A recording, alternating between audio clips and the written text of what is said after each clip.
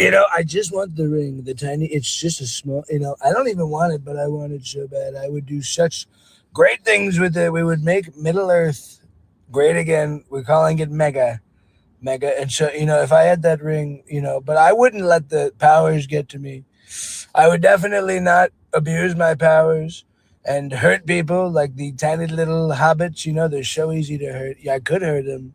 Some people are saying maybe I should, but I won't. I won't hurt the hobbits. They're so great. They do a lot of great things. They're small, but they're mighty. Just like my hands. And so, well, I would do tremendous things if I had the ring. Such great things. I just want the ring, the tiny.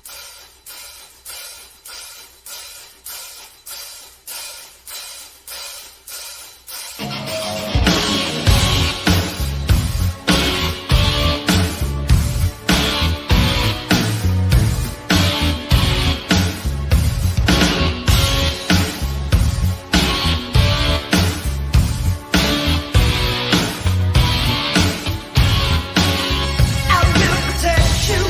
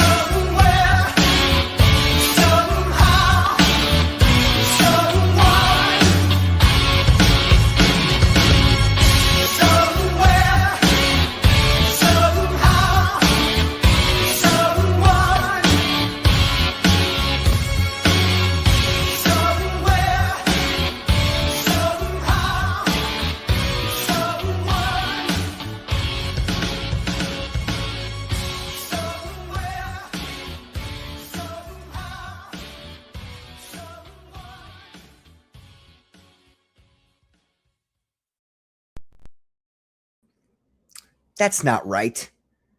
What the hell? Okay, there we go. Good evening, ladies and gentlemen, and welcome back yet again to another edition of the Comicsgate Commandos, number 113. Might be our last, considering what's going on these days. Who knows? We'll see. Thank you, Skeleton Core. That's such a nice thing to say. Thank you very much. Yeah, I get all that money. I get all that super. I don't know where. Actually, I fucking don't know where it goes.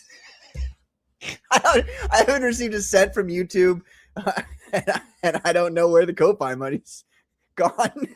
I got to figure it out. I'm sorry. I'm very stupid when it comes to technology. So, oh my God. People are like, what the fuck, man? I've been giving you money. You've been giving somebody money. Anyway, let me bring on my co-hosts for this evening, ladies and gentlemen. Unfortunately, very unfortunately, our good friend Colonel Carbon Heart is out sick. He's on medical leave at the moment with the medic. That's where you go when you're on medical leave. You go to the medic. But he's not getting discharged, just so you guys know. Absolutely, absolutely not. I don't care if he has PTSD. I don't care if he's got one leg. He's not getting discharged. He's going to be back in the fight in a little bit here in a week. So without further ado, then let me bring on my second in command, or my third in command, I guess. It is, of course, you know him, you love him.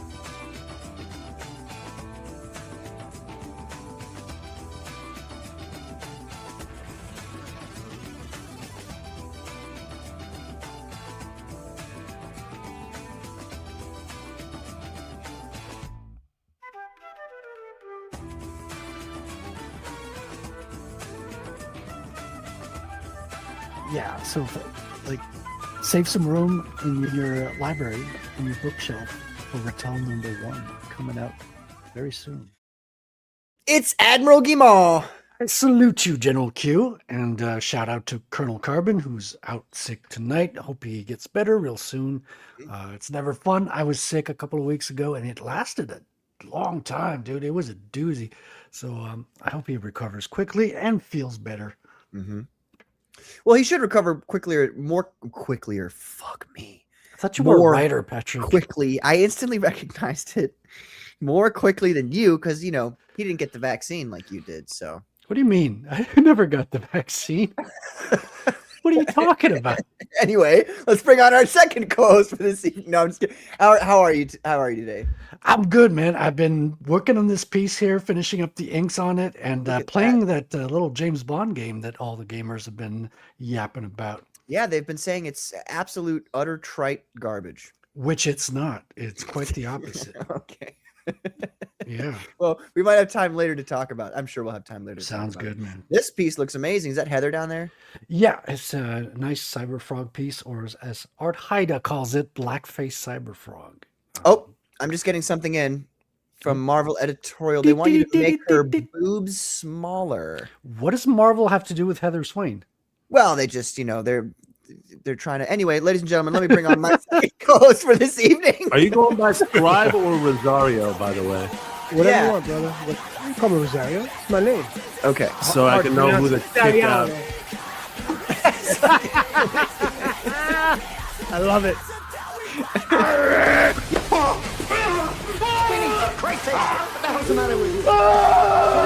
Are you a New Yorker, by the way? I'm from Jersey, bro. Yeah. There you go. There you go.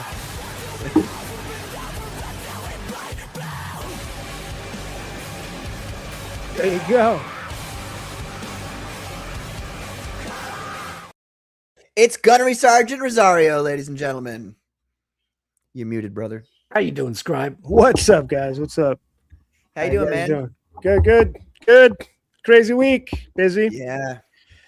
So you're telling me. Anyway. Woo! I like the black cap. You know, just nothing on it. Just the black cap. I got a bunch of these, for it's like cool. $3 each. Downtown Los symbols? Angeles.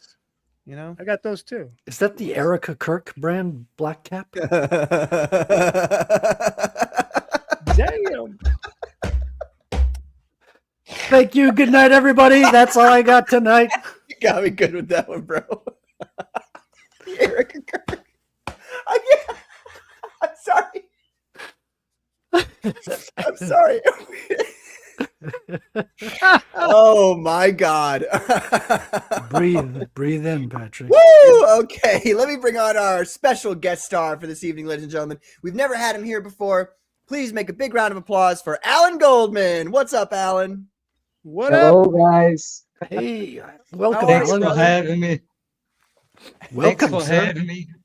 Oh, What's of going course, on? of course. Thanks, Patrick, for the invitation. I'm worried about my sound. Is it good? You're fine. You're all good, man. Okay. Chat, let us know if anybody is funky or like I've been having terrible internet problems the past couple days. Mine, Every so often it just goes out. I don't know why. my camera's fucking up too, by the way. So just let Yeah, you it's guys making you look horribly ugly. know. Wow. Oh no, wait, it's working fine. Bastard. Wow. That's what you get. Well, let's say hello to the chat, ladies and gentlemen. Let's say hello to the chat. We've got Well-Read Ronan. He says, hope you saw my last stream, Patrick. I did not. Can you link that? Or you can't link it, I guess. Can you DM that to me, please? It's been a very busy week for me. I've been just going hard in the paint, writing Phenomenon 3 and getting that all squared away. So when I do that, when I write, I literally don't listen to any streams. So like there's times where I go weeks without listening to people's streams because I'm just trying to get down and dirty and write. I can only listen to instrumental music, not even music with words. Here we've got Adam Weber. What's up, Adam? Thank you for being here, brother. But you're second. Well-Read Ronan beat you to the chase. Permanent record. Frederick, jot that down. We've got Graveyard Grifter. What's up, brother? Thank you for being here. We've got Skeleton Core Comics. Hey, what's up, Hey, Skelly? Skelko, how you doing, man? Always great to see you, Skelly. We got Grim Jim. What's up, Grim Jim? Thank you for being here, brother. Hey, Grim. We got Sky. Yeah, go. I gotta incorporate his AI video into that. I hate those words coming out of my mouth, but it's such a good video. You love AI, don't you, I Patrick? absolutely despise it, but at the same time, I cannot deny the video that Grim Jim made was so fucking cool. Can't deny it. We got Sky Abyss here. What's up, Sky Abyss? Thank you for being here. We got Subjugates Comics. What's up, Subjugates? Thank you for being here, brother. Hey, Sub, what's up? And I think that's no, it's not. We got Texas Mofo. While it's closed, Commandos use fucked mites. While it's closed, Commandos use fucked mites. That's the accent I'm supposed to do. Welcome. He's a Texas mofo, but he's from Australia. Well, I mean, you know, we'll get into that a little later. A little later. Who else do we have here? More quick. Shut up. Okay, I make one mistake. No, we got Michael here. I'm striking. See these people. I'm sorry, Allan. I'm trying to keep it all drama free while you're here. These guys. Damn you, Michael. You're getting I know me where you going live, here. Michael. I know where you live. Oh my god. Damn, I thought Michael was Italian as well, and they were like one big family. Exactly. There you go. You know. There you go. So anyway, normally we do like a little icebreaker. I had a trailer set up, but I don't want to take all of your time, Allan, because I know you don't have a whole bunch of time tonight. Don't you worry about it. I think we can talk about a little bit about battle sets and your videos and your stuff. We got time. Okay. Well, then I'll bring up a trailer here that's piqued my curiosity. I'm sure some of you guys, probably most of you guys have seen it by now. Maybe a lot of you think it's really nothing special. But I find it terribly fascinating. I'm the kind of person who looks at the things that are released to people in the mainstream media and what those things mean, because I don't think anything is released to the masses that's not curated to, how would I put it, push a particular agenda. So let's bring up this video here, ladies and gentlemen. This is the trailer for Disclosure Day, the new Steven Spielberg movie about aliens. And we're going to take a quick peek at this. And so what we're going to do, Allan, what we do on this show is we just watch the trailer first, and then we go back, and then we can talk about it. So we're just going to watch it all the way through first. All right, here we go. I can see you.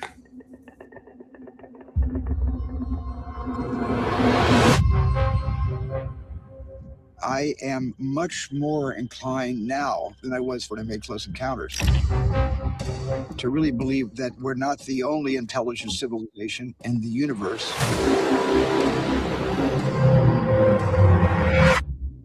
What did you steal? Secrets. People have a right to know the truth. This is a story about us, all of us, Good morning, Kansas City. up against the most extraordinary event in human history. What's happening to me? I'm frightened out of my wits. You don't need to be. You have someone else. Daniel Keller, Who is this? do not go back to the house. They found you. I don't know who you are, but they're gonna kill you. The human race cannot accept what we know. We need to stop it any way we can. What am I doing? What am I doing? What am I doing? What am I doing? This 79-year cover-up of the truth has to end. We're interrupting our coverage. How will disclosure change us? I believe for the better. It will remind us of our capacity for empathy and that there is something bigger out there than just ourselves.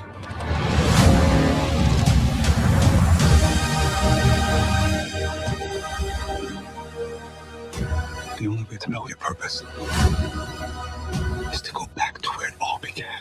I know you. I know you too. What happened to us?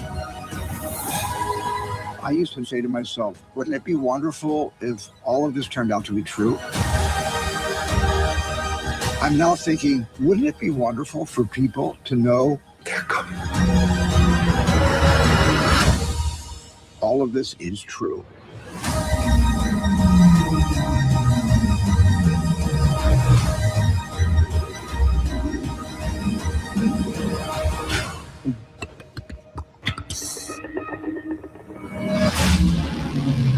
Disclosure Day.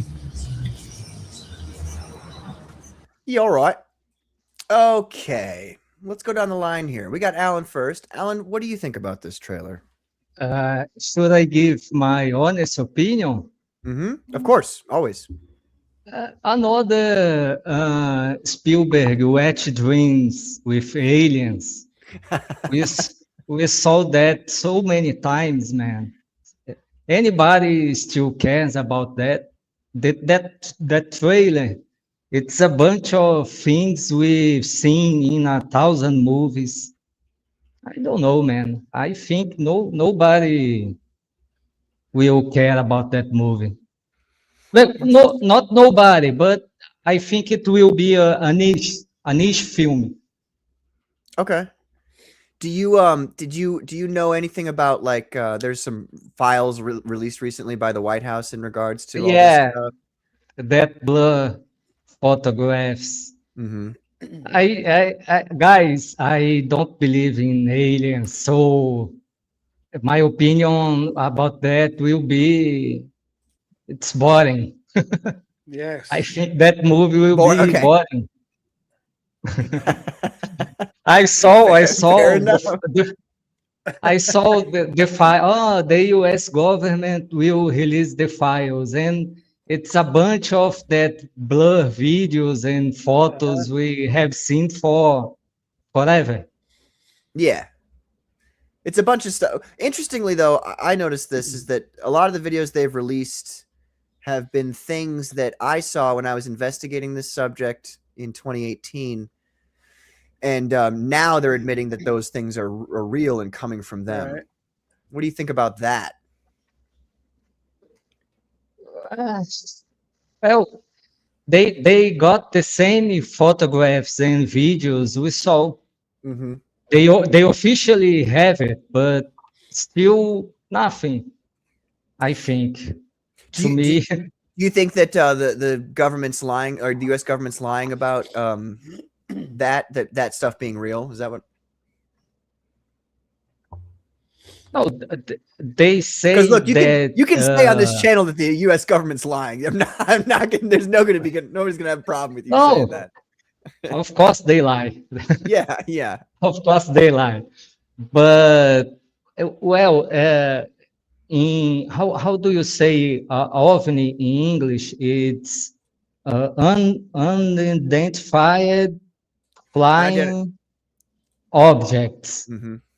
that is real. It's unidentified, but that doesn't mean it's an alien or a spaceship from another planet, you know? Yeah. Yeah, true enough. True enough. UFO, go ahead. UFOs, Yeah, okay? UFOs. Unidentified flying objects. Okay, that happened. You can see there is photos and videos of that, but it's just unidentified. It doesn't mean it's a spaceship or came from another dimension or anything like that. That's Gotcha. my point of view. Fair enough. You know, just in 2015, not that it really matters, but then in 2015 they changed their terminology from UFO. It's no longer, they don't use UFO anymore in the official circles. They call them UAPs, which are unidentified aerial phenomena. Okay. So I'm not trying to correct you. I'm just saying, like, No, it's curious. okay, it's good to know. Yeah, it's curious how they've changed the terminology that they're using for this subject. Yeah, but still meaning the same thing. Yeah, yeah. They changed for UAP so they could talk about it without it being Googled by people. And then I think it was Hillary Clinton who dropped the UAP publicly at one time. And that from then on, UAP became kind of known to the public. But it was a way to keep from people from Googling the actual UAP term that they would use, whereas everybody was Googling UFO, and it would keep the two kind of information sets separate. Makes sense. Adam Weber here says Allan is covering for the aliens. Oh, we also have. You got me. I have been discovered. It's not Alan Goldman, it's Alien Goldman. It's the gold alien man. Let me say one last thing about it. Sure. You know what I think? It's aliens, not the spaceships and stuff like that. To me, it's balloons or drones from China or stuff like that, okay? But about those peoples that said that have fourth contact, fourth contact with aliens, that saw aliens and stuff like that. To me, that people saw demons. Gotcha. It's what I really think about it. Fair enough. And just really, have you ever had a what I call a phenomenological experience? Have you ever had a weird experience like that where you've seen something strange? It could be an object in the sky, or it could be like a spiritual thing like you're talking about. No, I never had. Okay. Never had. Fair enough. Do you? Oh, yeah. Yeah? Oh, okay. Yeah. That's interesting. Yeah. I don't want to. What? You can say. Oh, no, I can say. I just don't want to make the whole, because I could talk for hours about that. Okay. I've said it a few times on this channel, but like, and I guess I'll just say it again in regards to this alien stuff and all the UFOs and stuff. I am firmly of the belief that, gosh, I hate saying these words out loud for other reasons. I'm firmly of the belief that the phenomenon is very, very real.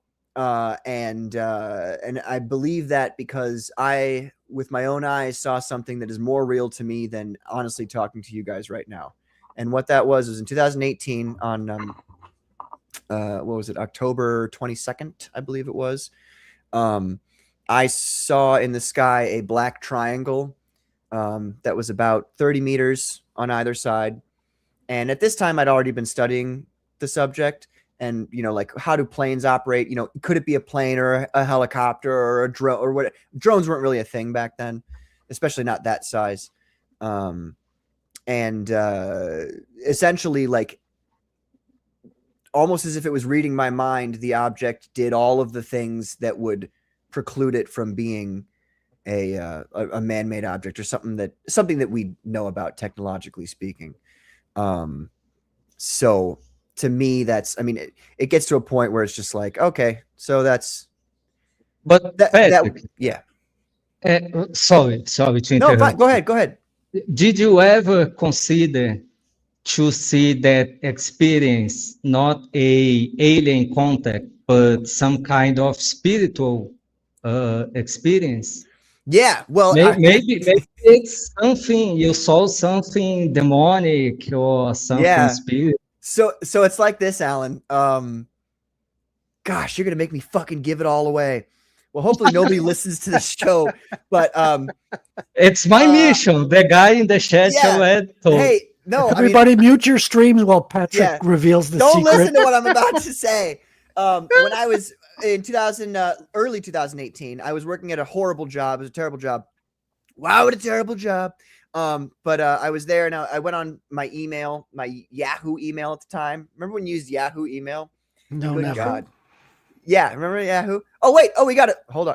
Oh, he left. Is he that impatient that he left after 30 seconds? Oh, what? When? All right, Clippa. Noted. Permanent record. Admiral Guimond. Put that on his permanent record. No, but I just I was scrolling and there's stupid articles on Yahoo. They're almost always stupid. And I saw one about giant's bones being burned at the Smithsonian. And I was like, wow, what a load of shit. Let me read this. And I read it and I was like, that's so bullshit. And then for whatever reason, after reading that article, I was very fascinated with UFOs and all that kind of stuff. So I looked into it and I did a bunch of research. I did hours and hours and hours and hours. I don't even know how much time I spent. And this is before AI, so the videos could be believed. Now that AI exists, it's impossible to know what's real and what's not. Well, here he is. All right. Let me bring him on before he leaves again in a fit. Hear that, Matt? That's what you're going to sound like.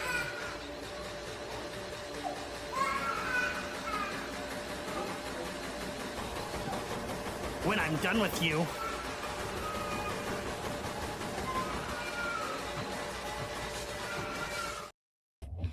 It's I love the sound of children crying in a lawn. Don't What's you, up, Alan? brother? Hello, I don't think he does. And you're like, wow, I wish more children would be yelling.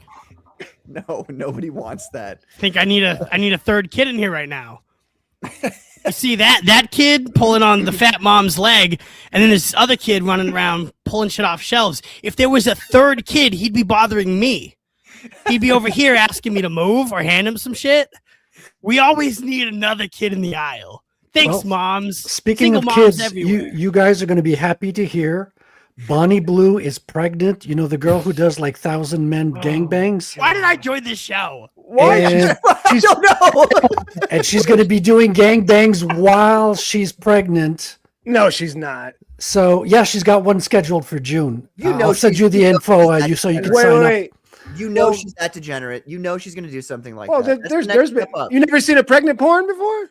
And she's going to have a baby shower and call it a golden shower. Oh, good for her. Oh my God. Okay, so anyway. So if you're having a bad day, I want to put that into perspective. At least you're not spawn camping like that kid on hard mode. Camping. Yeah, here's the thing, boys. He's gonna grow up real fucked up, man. He's going to be a based extreme right wing fucking anti-porn. Oh my God. Holy fuck. Christ. Anyway. A lot of the Bonnie Blue Lily Phillips stuff is fake. There's What not are we talking about? You This can't go guy? find that stuff. It's not real. It's like a marketing campaign for smaller videos. I'm just saying. Well, didn't that somebody prove it? Was it the 100-person gangbang? Like she got like hurt after like 60? It was like impossible to do. Yeah, like it was 10 even- years ago. I mean, even less people than that. I mean, you can't run through 100 people.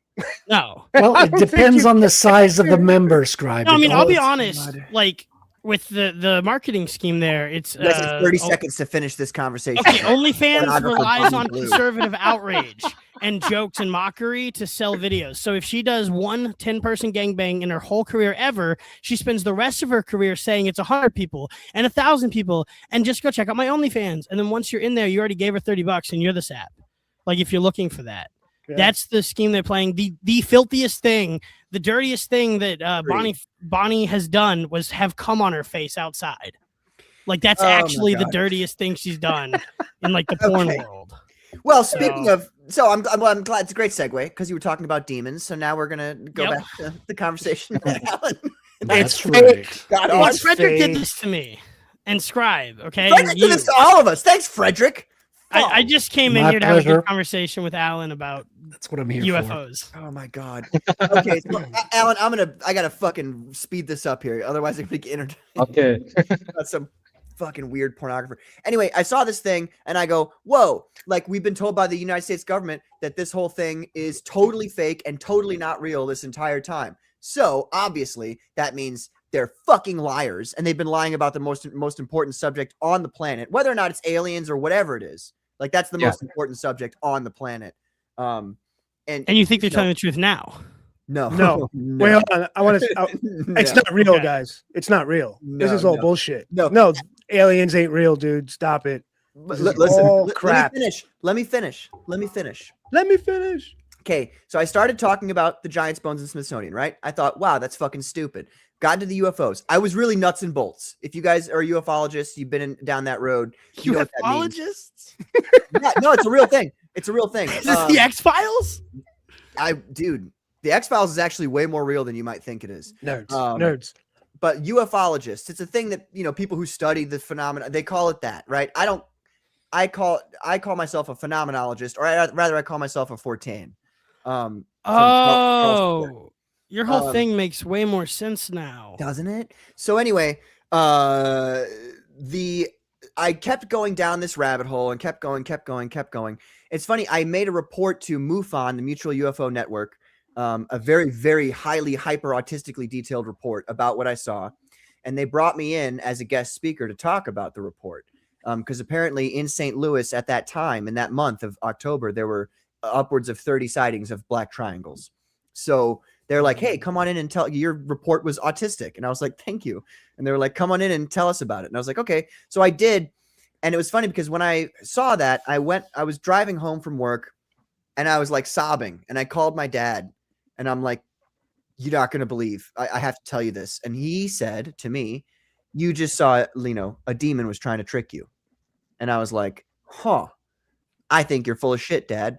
And, then what I did is I asked the sweet Lord for wisdom and understanding. Through the course of several years, he led me to the understanding through several books, but some of the most important books being Morning of the Magicians by Jacques Briget and Louis Powell, and also Passport to Magonia by another Frenchman by the name of, what's his name again? Good God. He's a French statistician. Essentially what he does is he took all of the stimuli, like lights or clouds or whatever of UFO sightings, and he pulled the stimuli out, and then he went to religious experiences and he did the exact same thing and pulled the stimuli out and compared the stimuli, and they were the same stimuli.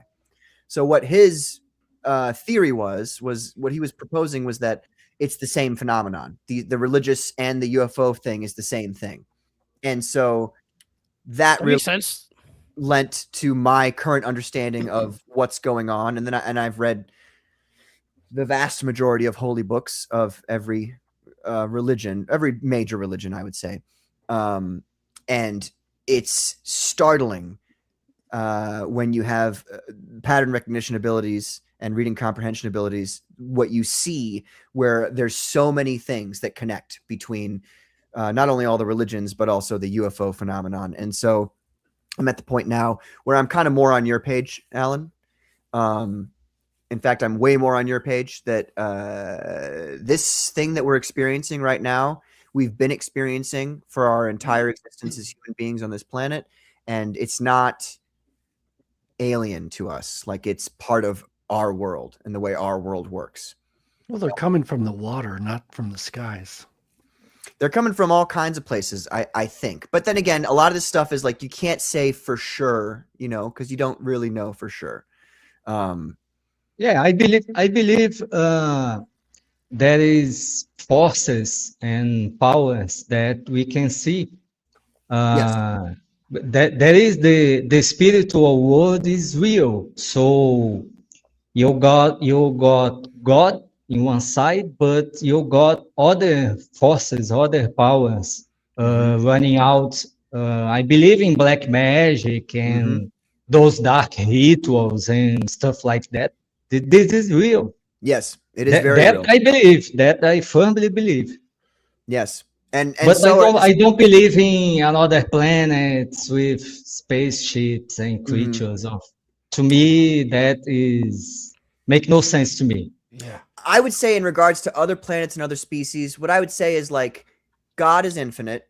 I believe in God, and God is infinite because he's God. That's how being God works. So like, is it possible that there's other planets and other species? Sure, I would say. But if you go back in history and you look throughout history and even throughout modern UFO stuff, you come to the realization if you dig hard enough that this phenomenon has been here and will be here and is what we're experiencing and we've always experienced the same thing. So it really doesn't matter. Like, are there aliens from other planets? It doesn't fucking matter because what we're dealing with right now is what's always been here, I guess is what I'm saying. Yeah, the only thing I'm worried about is that there are some people that believe those aliens are good stuff. Yes. And and they are not good stuff. Yes. They are not. Yep. So that's a problem to me. It's a big problem. It's a big problem. And it's almost like I've dedicated my whole life to trying to solve that problem. And I don't want to keep saying things. I got to keep not saying things. I got to stop saying things. You're like a fucking demon hunter? Is this can I join? You have an Impala I can ride around in? What are you, I'll say fucking Patrick- Ghostbuster over here? It's like this. You guys will hear me say ridiculous things, and you might think to yourself, oh, he's just maybe joking around, or he's just, putting on a facade for the internet. I'm not doing that. What are you, a Like, my life Ghostbuster? is Well, is Patty, very much we're gonna dedicated stop for a these particular demons. It's reason. what Dad would have wanted. It's Let's get in the car. It's what Jesus Christ wants, and that's what we're gonna do. Anyway, I come to a lot of these same truths you've expressed through psychedelics. So I also have done psychedelics, and I think they maybe helped me on broadening my perspective of things. You know what I mean? Not being so like, because if you come at it from this strictly like, let's call it the Protestant American perspective. If you come at it strictly from that perspective, right, you're like, none of this is real. It's all fake bullshit. It's all fake, but it's not fake though, because thousands upon thousands, probably millions of people have experienced the phenomenon throughout history. And so you just, at a certain point, you have to put your hubris aside and go, okay, so these people are experiencing something I've never experienced, but like, how does it fit within reality? How can I make sense of it with what I've got at my disposal to understand the reality around me? yeah. Well, it's difficult to take a step back out of your frame and then walk into a new frame to get a perspective on stuff. It's really easy to get knocked out of your frame. By seeing a thing in the sky and going, oh, fuck, I believe that. Yeah. Well, and and I'm the kind of person where like, I'm just a stubborn son of a bitch. Like when I think something, I'm going to keep thinking it until you knock the shit out of me. You know what I mean? Yeah. Like, that's just the way I learn anything. Like I started fight training on Thursday. And my trainer, the guy who owns the gym, he's like, I told you this wasn't going to be hard. And I was like, that's the point. Like, it's not, the point isn't for it to be easy. The point is for you to knock the shit out of me and force me to do what I'm supposed to be doing, So I think God has done that for me many, many, many times. Good gracious. And I thank him for it. I'm not one of those people who's like, oh, my life is difficult. God hates me. It's like, no, he's trying to teach you something. So, and that's the only way some stupid pieces of shit like me learn. We've got Skelly here. He says, a few weeks ago, I saw a red orb fly over my head and fly up and out of the atmosphere in less than 2 full seconds. No asteroid tail, no sound. I have no other possible explanation for it other than yes. We got Adam Weber. He says, Skelly, quite a few people in the UK describe the red orb. It's definitely something. The red orb is actually, at least as far as I'm aware, that's not true. That's not true because I am aware of other instances. But it was most well documented during World War II when these fiery orbs would fly alongside the Allied planes. And they would also fly alongside the German planes. And both sides thought that it was a technology from the other side. And they called them Foo Fighters. And that's where the band gets its name. Fuck that band. You really don't like Foo Fighters? We're not going to get into music today. Hold that thought. We're going to talk about that later. Patrick, can I step away from music and add a little bit to the topic? Yes. course. So, not questioning the phenomenon. Obviously, there's lots of data points. We have fighter pilots, very believable people in high grades in the military that have witnessed this phenomenon. Yes, and as well as the public. That being said, there is also a lot of whistleblowers that have talked about the psyop that's going to be using this phenomenon to bring about this scenario of the end of the world, whereas humanity will be brought under like a one world government, us versus the Project aliens. Bluebeam. Yeah, that's one aspect of it. Yeah, exactly. Project Blue Beam. Yeah. Excuse me. You've never heard of that, Klippa? Like Space Laser in the movies. Yeah, you got to look I mean, that up. I'll No, it's look into real. it. It's a real shit, dude. Yeah. It's some wild shit. Yeah, so I love operations. Blue beam is holographic projections in the sky. Mhm. And that's not to say the phenomenon isn't real, but that doesn't mean they can't fake things around it to kind of fool people and get them to do stuff.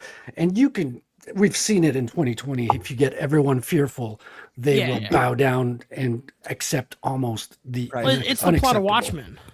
So. Yeah, it's basically what it is. Yes, exactly. Yeah. It's all fake, dude. This is all psyop shit. This is all government, military trying to warp your brain.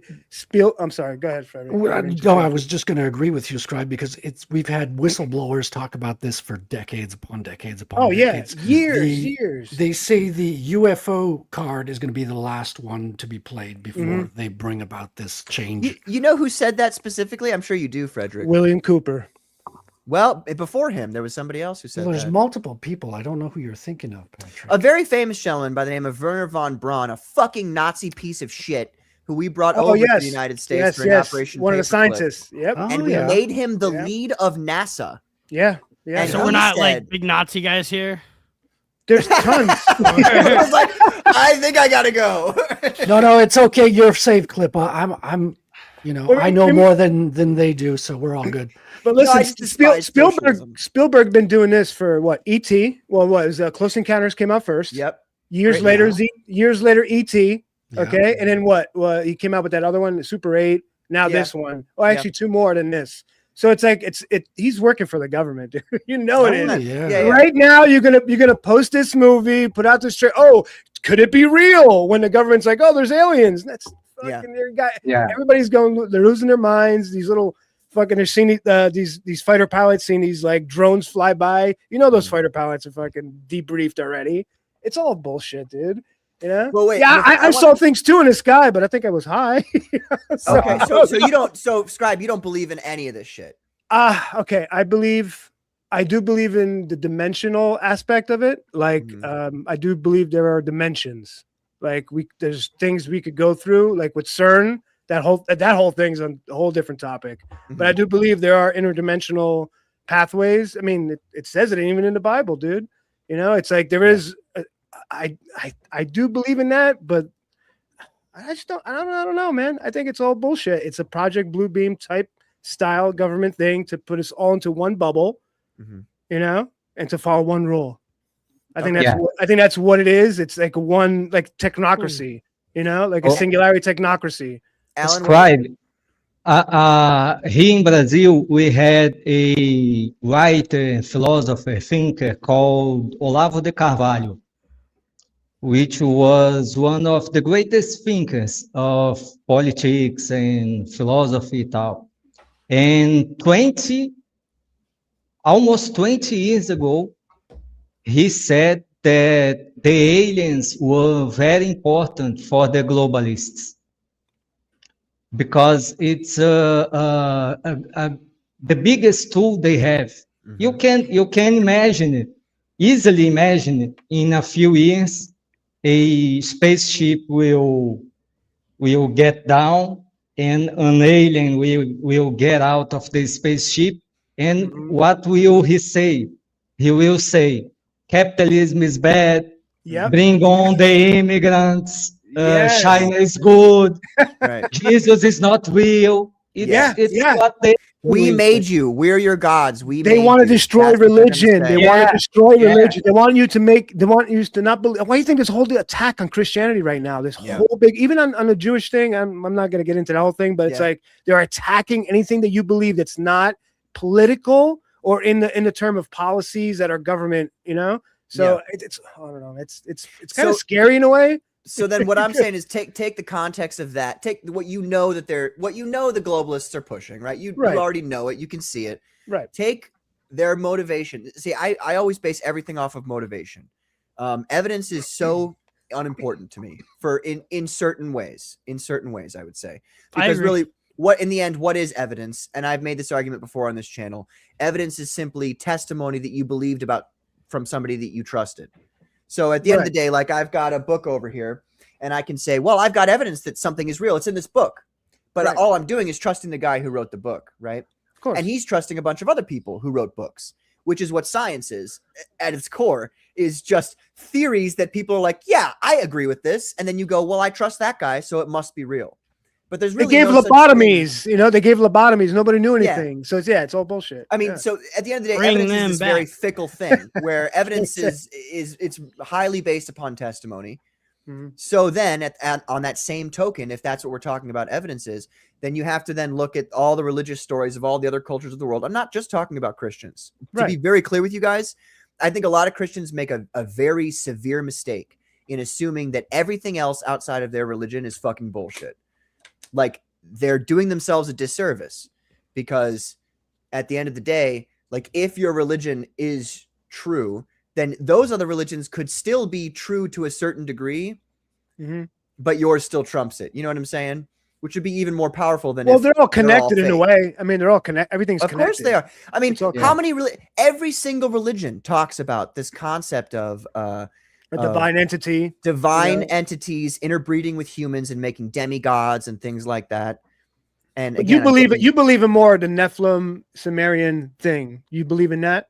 100%. You do believe in that? Okay. Yes. That's a weird thing too. Have you read the Dead Sea Scrolls and all that stuff? Have you looked into? Okay, so yes, I got into that years ago, dude. It's a rabbit hole.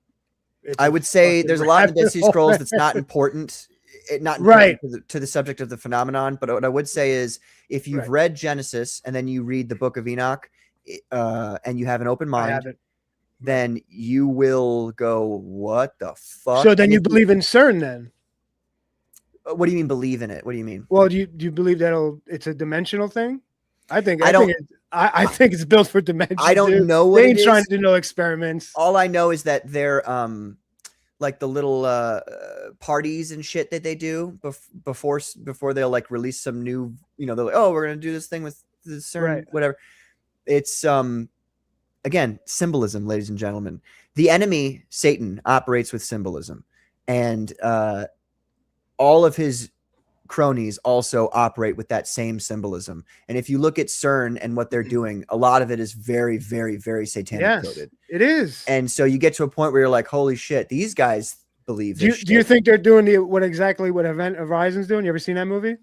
I did, but I was really drunk near the end. Okay, watch that movie. I think that's what CERN's doing. They're trying to open up a dark dimension, dude. I don't know. Well, it's interesting. It's fun to talk about. What movie?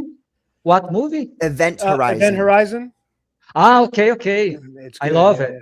It's so wild. Great movie. Yeah. I think that's what they're doing. In a fantasy type of like, let's talk about it. I think, I would say though that the technological aspect of that, the like attempt to, and but I would call that magic. When you try to black magic, subvert the natural order of the world to serve your purposes outside of God's will, that's what I call magic. Well, you believe in alchemy then? Do you believe in alchemy? Yeah. Okay, me too. Yes. All right. Where is it? Where do I have it? Hold on, I got it right here. We're going down a rabbit hole tonight, folks. I have the Summa Perfectionis over here. Okay. Look at you. So, and I've been trying to translate it and read it, but it's rough going. That's all connected too, man. It is. I also have the Antiquities of the Jews by Josephus Flavius. Did you say Jews? Yes, the Antiquities of the Jews. You should check it out. It's a very fascinating book. Send me the stuff. Yeah. I like it. This whole bookcase over here. You guys, you and Clipper need to get "Behold a It's all Pale my White banned Horse." books. I have it. I've read it many times. You read it? Clip, you need to get it, dude. And Frederick too. No, Alan, get it too. I've read I've listened to the audiobook of the unedited version, of course. Okay, yeah. Yeah. Have you ever heard of that, Alan? Behold a Pale Horse by William Cooper? No. Recommend it, dude. Yeah. Recommend it. It's not like, oh, he's not going into fantasy stuff. He's talking about like facts. Everything's like bullshit. That's his whole thing. Gritty. Everything is bullshit. Yeah. You know? Yeah. He's before Alex Jones. Alex Jones hates him because he like called him out. You know, he called out Alex Jones like a fake.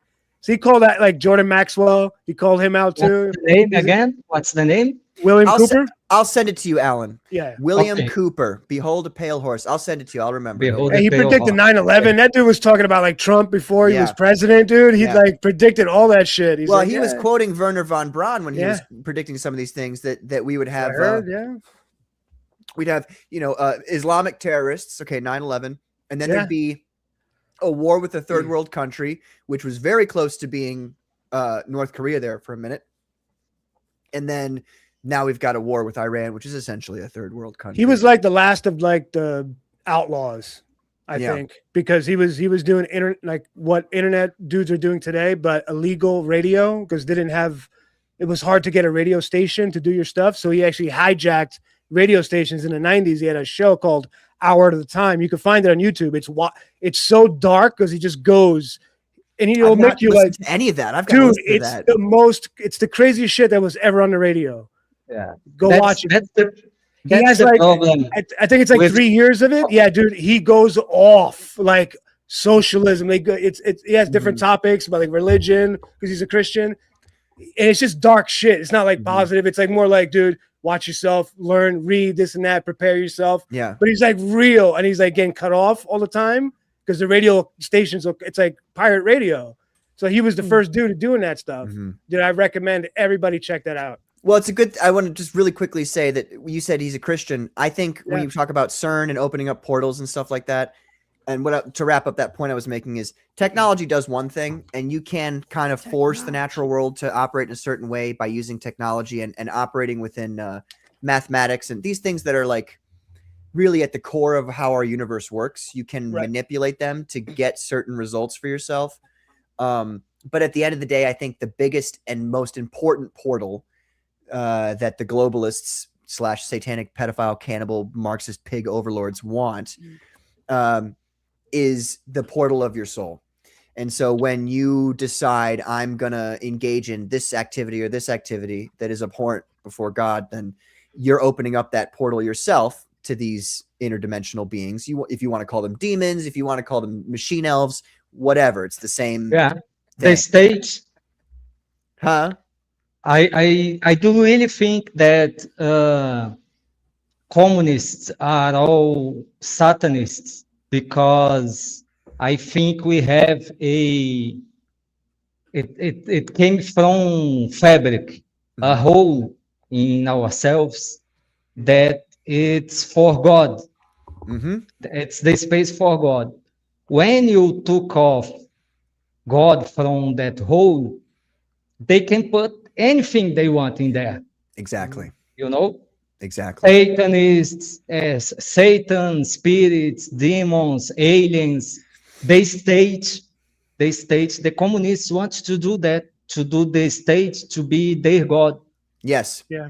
True. And now in America and across the world, instead of the state is at the end of the day our God, but they're hiding it under the veneer of science. So science is now the only true thing, and all of religion is bullshit. And trying to science do is the that in only COVID, real dude. thing. Yep. And that's that's exactly what and it worked. It fucking worked. Dude, I live in LA. Trust me, it worked. Let's put it like this. Let's put it like this. Assume the vaccine killed after 1 year. Say it waited a year, but it killed every single person who took it, right? Their plan 80% of the world would be fucking dead right now because they all bent the knee. They all were like, "Yes, I'll do what I'm told." It killed Daddy some state. people. Like a lot of, I went Well, to a new test came out I've got a couple too. friends who it I killed. saw, Yeah. Oh, I are had you a couple serious? of friends died to cancer. Like I went to 3 funerals last man, year, I'm sorry, dude. and one of them was like in her 20s, and she got cancer the year after the vaccine, and it's just operation on top of operation, and there's nothing to do. Yeah. I'm worried about my lady's sister because she's a leftist, but she Mhm. took every vaccine. Oh, We kept telling her, stop. She's like, no. I'm like, all right. Yeah. The science says it's right. An otherwise incredibly healthy gym bro buddy of mine in Orange County, to keep his job, took like 3 vaccines, got heart palpitations, then had a heart attack. Yep. Are you In his serious? 30s. I'm sorry. I mean, Yeah, I'm sure man. you guys have heard many of those sorry, stories of really, really like well-developed athletes who Well, just yeah. dropped over dead. It happened. Was it the year after the vaccine? Was it the soccer player? Was it the basketball? Yeah. Somebody just collapsed. Sudden Well, death. A new Young study just people. came out right now. A new study came out. Was it last week, this week, or something like that? Like they're finding more and more. It does cause enlargements of the heart and the valves. Mhm. Like Yeah, you and guys didn't know that before. Get the the fuck year, out. the actual year it was happening, and people were taking the jab. You could see like people were compiling all the videos of athletes just dropping on the field, like they were just like poop, like keel over, and you'd have people giving presentations and having like heart attacks on stage and things like that, completely abnormal. And then you just have these, compilations of videos that were just tons of people falling all over the way, especially athletes. They're the top, Right. the most healthy people we have on earth. Well, and that's why it hurt them. Presumably, their heart was already working pretty hard. Is that what it was? It was like the overreaction to the. No, it could be. Well, no, but I mean, like, how all these stupid fat sick people are worried about COVID hurting them, Right. and so they take a thing that makes their body work harder to fight that illness. Yeah. Well, it was inflammation of the heart as well. Yeah. Pippa. You're not wrong. Like the heart. Yeah, no, would it's swell affecting up. their otherwise healthy bodies, and like if you're using your heart more, you're doing cardio, then you're gonna worsen your heart faster. It's a battery running out quicker. It's crazy, dude. It's crazy how they did that to us. Wild shit, man. What was that about the inflammation? Yeah, The hearts, the heart. hearts would swell up, and Yeah. It's crazy stuff, dude. I but want I to go ahead, Alan. Okay. No, I would say that there is a problem about getting in the habit hole because it's fascinating and you want to know more and you want to know more about the truth, but as you go in the habit hole, you start to feel a little empty. Yes. No empty, a little oppression. Okay. It's become a little heavy, and you start to detach from the mundane things, from the work, from the friends, the simple stuff, because your mind goes to that. Yeah. And you reach a point where you have to stop, Well, yeah, that's because when you you're start to feeling make- bad. You're feeling bad. That's when you start to make comics, Alan. Yeah. There you go. Yeah, you got to express that shit, dude. But Frederick's not wrong. I mean, like I said, that experience I had was in 2018, and then 2019, right? 2020 or 2019 was when COVID happened, right? Like January to February or something. It was when it March started? 13th, 2020. 2020. January. Okay. Yeah, it started in So- like November of 2019. I spent like a year, I spent like 2-3 years of my life after that experience, kind of like closing myself off to all my friends and my family, sheltering myself, like just studying this subject, just being like, holy shit, you guys don't know what the fuck you're talking about. Aliens are real. You know what I mean? Like I was losing my mind. Like Alan was saying, like literally I was losing my mind. And what was it? Was it Solomon? Where he asked God for wisdom. And it said God was very pleased with this, that he was asked for wisdom, not for riches or for, booty or whatever, but he asked for wisdom. And it said God was pleased by that. And I'd never like read a part in the Bible before. And I'm a Catholic, so I don't go through every single aspect of the Bible. That's a Catholic joke. Okay. So, okay. All right. Anyway, I get it. I'd never seen a line where it was like you're begging God for something and God is happy that you're asking him for it. So I was like, holy shit, all right, let me try that then. And I did. I tried that. And then after 2-3 years of scrambling around, desperately trying to figure out what the fuck's going on. Is Jesus Christ real? Is God real? Is any of this shit, you know what I mean? Because at this point, I know aliens are real in my mind, you know? But I'm like, well, then what does that mean about religion? What does that mean about all this other stuff that I've believed my whole life? So I just asked God for wisdom. And then the Book of Enoch got dropped into my lap. And I was like, wait a minute. And I read that and I was like, oh, well, that all makes sense then. And from there, it was just from there, it was like, all right, you know, soldier mode engaged. So Nice. That's been my life since 2022, because then in 23 I released Phenomenon 1. So that's what I'm doing. That's where I'm going. Let me read some people from the chat here. We got Kilroy was here. What's up, Kilroy? Thank you for being here, brother. I think the fake alien invasion will be this tech. Which tech? What do you mean? AI. Okay. Yeah. Skelly says Alexander the Great was allegedly repelled from his India invasion by UFOs attacking his army. Is that the same one, Skelly, where they saw shields in the sky? Is that the one? I heard about vaguely that recall story. that. A Tory fan says, did I say hello to a Tory fan? Hello, a Tory fan. I don't think I said hello to you earlier. Hi. The Nazis believed in the supernatural. There's no reason you should base anything on what they said. This is where I disagree. They knew things that we didn't know. They do know, and yes, they knew they were raiding honestly, like temples and shit. Let's be real too. Whether you like it or not, because of what they did to some of the Jewish people during that time, there was a lot of medical advancement that we took from the Nazis. Well, they were the smartest people in Europe at the time. Right. Yes. So to say that because they were evil, they didn't know anything, I think it's not fair. The rumor is they were smart because they took a lot of scientists from Poland. That's why you got the Polish jokes. That was the whole. No, it's the truth. So that's why it's like, oh, you're Polish, you're dumb. It's because they took all the smart people. They had a lot of scientists in Poland. Oh, that's where the joke. That's where the joke comes from. They're like, oh, you're a Polak. That's why. Okay, so I was wondering why people would say that. That's why you're retarded, because.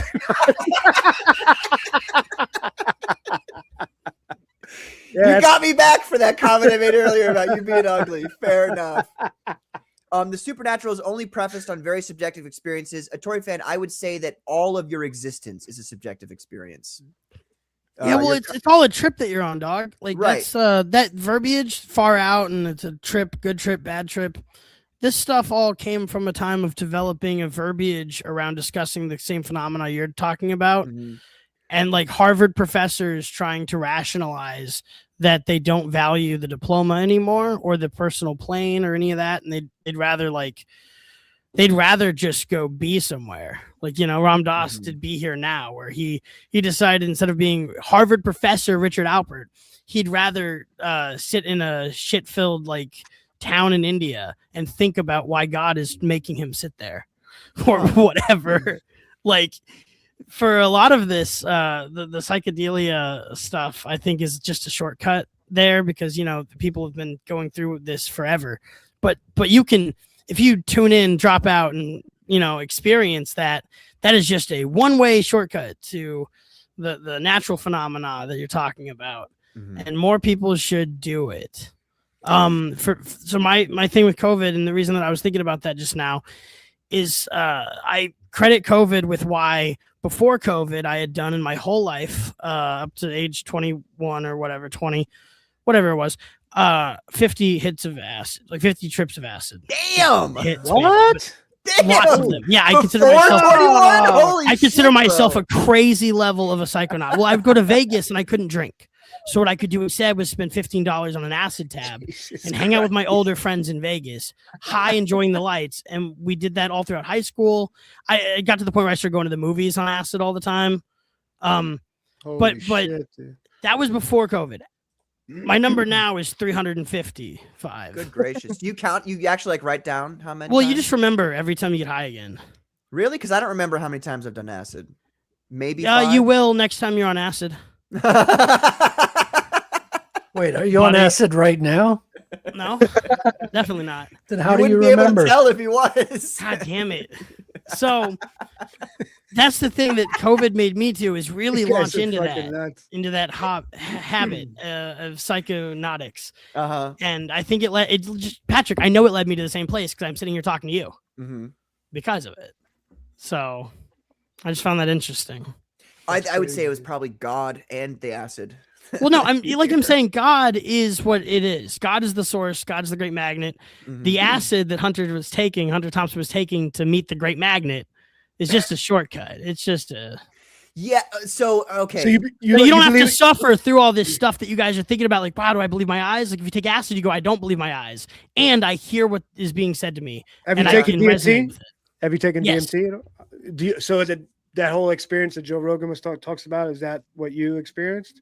No, No. But for me, it becomes synesthetic. Like if I'm on DMT, I see the sounds and stuff really strongly. What's the I have a difference? very, very, very minor version of what people describe that to be. But what's it's not, DMT like, fun or compared to interesting. acid? What's the difference? I don't understand. Oh, acid's meth. Acid is really. Well, so is MDMA. They're like extreme uppers. I never which is really the had appeal that to them. experience with it personally. I didn't know that. Acid? So what's DMT then? Can you like What's- take it and sleep? Well, DMT lasts like a minute or two. It's wait, that's it? Yeah, it's like 10 minutes. like or up to like something. 15 minutes if you do the right kind of DMT. There's a And bunch isn't of it- variants. It's like expensive as shit for a minute. Oh yeah. Dude. Yeah, but even though it lasts just a minute, the effects of it can last for weeks and weeks. Like how Right. it changes you. Yeah. You will think about it for weeks That's or months crazy, after dude. the fact. Same with any Don't, of these things. don't do drugs, kids. Don't do drugs. Let me catch up with the chat. We're so far behind. I'm so fucking. Don't far recklessly do drugs. behind. We got Will Studios. He said, "What's happening, pimps? What's up, brother? Thank you for being here." Yo, what up, Will? I'm sorry, I'm going to be skipping over some people's chats that I do want to bring up, but we have to get caught up. What's up, Dave Brink? We got Dave Brink in the chat here. Thank you, sir, for being here. Shout out, Dave. I'm sorry. I really don't want to be skipping. I love this subject, and I could talk about it for forever with you guys, and I just want to. We got Cole King. What's up, Cole King? Thanks for being here, brother. Your book looks fantastic, bro. Spectacular. We're very excited to talk about it once you get going. We got Grosku here. What's up, Grosku? Thank you for being here, man. We got Divinity Comics. Hail PQ. Heil PQ. Oh, shit. All right. What's up, brother? What up, Mike? And I'm not as far behind as I thought I was. PQ. All right, cool. Who else? That's it? That's all the new people, yeah. But so yeah, we're not talking about that trailer anymore. That's for damn sure. Patrick. Yes, sir. I have 15 minutes more. 15 or minutes. Maybe, Ladies or and maybe gentlemen- 20 minutes more. Ladies and gentlemen, let's take a quick peek over here. So actually, before we do that, while we're doing it, can you tell the folks at home here? I'm going to go to this is the best page, not the best page, But I would love to come back again another day. yes, we'll for have you us back. to talk about the habit hole more. Yes, sir. And yeah. I would say so. The habit hole. When you Habit hole. are you Yeah, the habit hole. explain to the I like folks that. at home how you're gonna stop making fun of him. We're gonna No, I he knows you know what he's trying to say. Rabbit hole. Rabbit. Oh no, I thought he was coining a phrase, habit hole. No, No, he's I saying the actually rabbit I was hole. giving him credit for something he wasn't doing. thought you were Habit hole is making like a fun good of way him. to describe falling into the rabbit hole. That Oh, I is thought you were that saying something rabbit else. hole. true. So Alan, so obviously people are going to look at this artwork here that we're about to show them, and they're going to be like, "How do I get my hands on this? When is Battle Set coming out? How will I be able to buy it?" Okay, I still not finished. Okay, it's gonna be a 32-page comic book, and I'm on page 15. Okay, Nice. so it's not done yet, but it's coming, and it will be published by Critical Blast. So no crowdfunding. Okay. Is it going to be on your website? Do you have a website you're going to be putting up, or where will Yeah, I people be don't- able to buy it? I Critical don't Blast. have- Yeah, Critical Blast is like a storefront. They're Oh, selling the book. okay, Right. okay. Yeah, they print and distribute their own books. That thing that Eric July said he will do with Hachette, Critical Blast have been doing for 5 years. Okay. Okay. Yeah. So Whoa. that's it. I don't have a website. I use on my Instagram and Yeah. X and my YouTube, and I don't think I will make a website. Well, that's totally fine. I just wanted people to know, like, when it gets going, I want them to know where they can go get it. You know what I mean? Yeah, follow So me. Critical Follow Blast. me on X. Yeah, follow Critical Blast. And follow me on Instagram and YouTube. And I will keep you posted. Let me Okay. post your link to your X in the chat here. Hold on. Go. Keep talking. Sorry. No, what can I say about Battle Sets? It's the major plot. It's very basic and straightforward. You can see a reptilian there, getting blasted in the face, and they. Can you blow it up? Or make it Yeah. bigger? Hold on. That looks so dope. Look at that eyeball. Dude, Nice.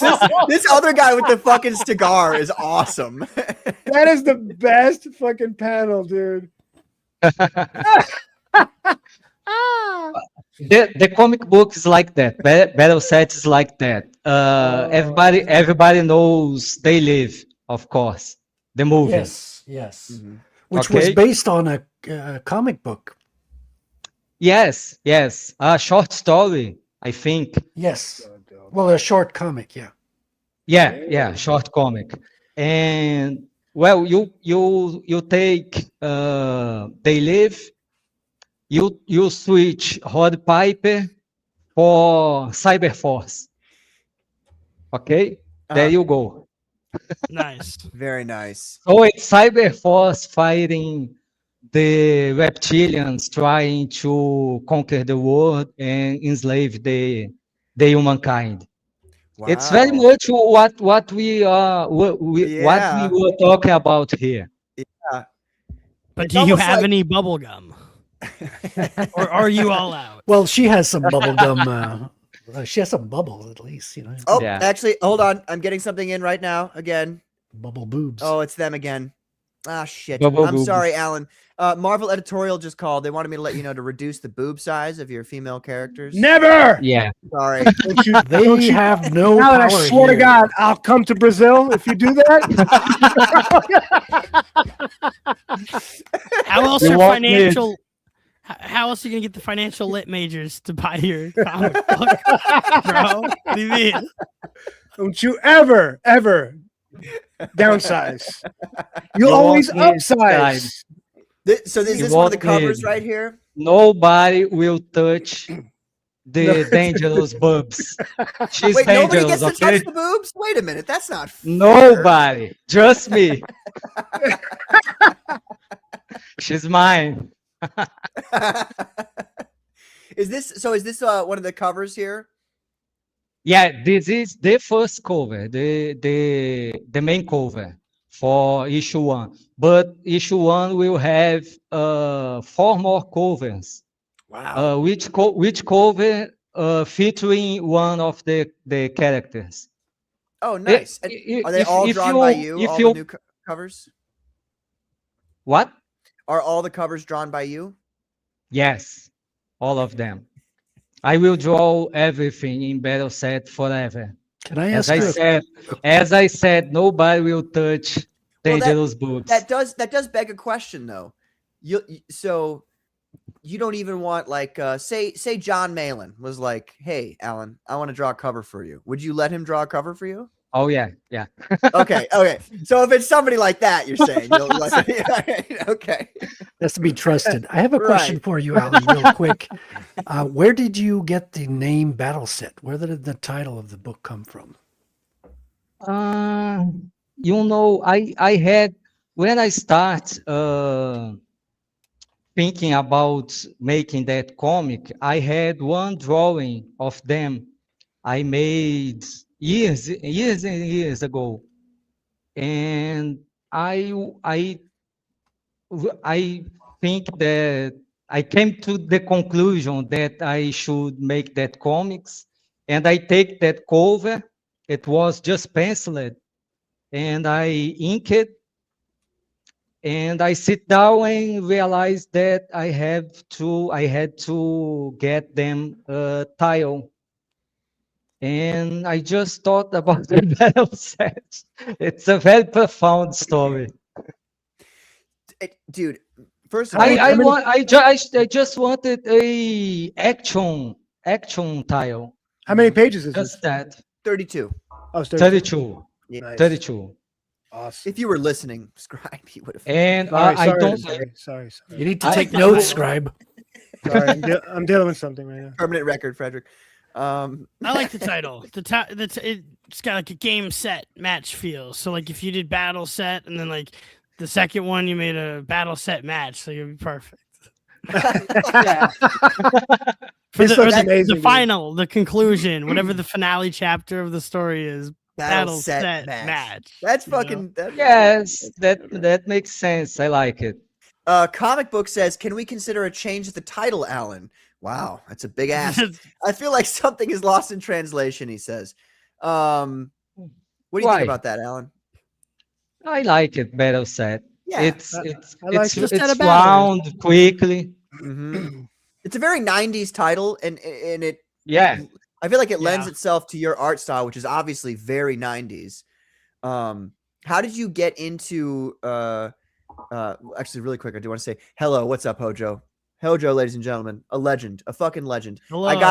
I got the book, Hojo. Thank you. Spectacular stuff. It's always He great. makes good books. Oh my gosh. Yeah, I need to. Oh I my need to pick gosh. up. I need to pick up those books, man. Hojo's awesome. If you guys don't know, go back the Mythicals. Is it Hojo? Let us know. Is it still in the it's still up on Fund My Comic for people to grab as like storefront? It was I fun haven't to checked. have him on here last time. I got it. it. Was fun. It's always great having Hojo on. Yeah, it was fun. But he says, I love Allan's work. It was a pleasure to work with him last year. Glad to see him grinding. And he Nice. salutes. Yeah, I made a cover for him. Yeah. Werewolf cover. Oh, That was you! That was you. Oh, that cover's fucking spectacular, that's a bro. great Yeah, cover, dude. it's the vampire guy. Yeah. against Yeah. the werewolf. Yeah. That was awesome. Very I love cool. this cover, dude. This cover is just badass. The lights, the shimmers, and all those corners. I love that. Those the light where it's like the circle with the the X. I love The that. shimmers, It's such a yeah. 90s thing, dude. It's so Fucking sick. dope, dude. That's But very Allan, nice. what got you into drawing comic books, and when did you get to the point where you're like, I want to make my own comic book? Like, what was it? What was the biggest inspiration for you, being like, all right, it's time to get down to the nitty gritty here? Well, I'm in love with comics for all my life. I start reading comics and drawing and copying the comics as a kid.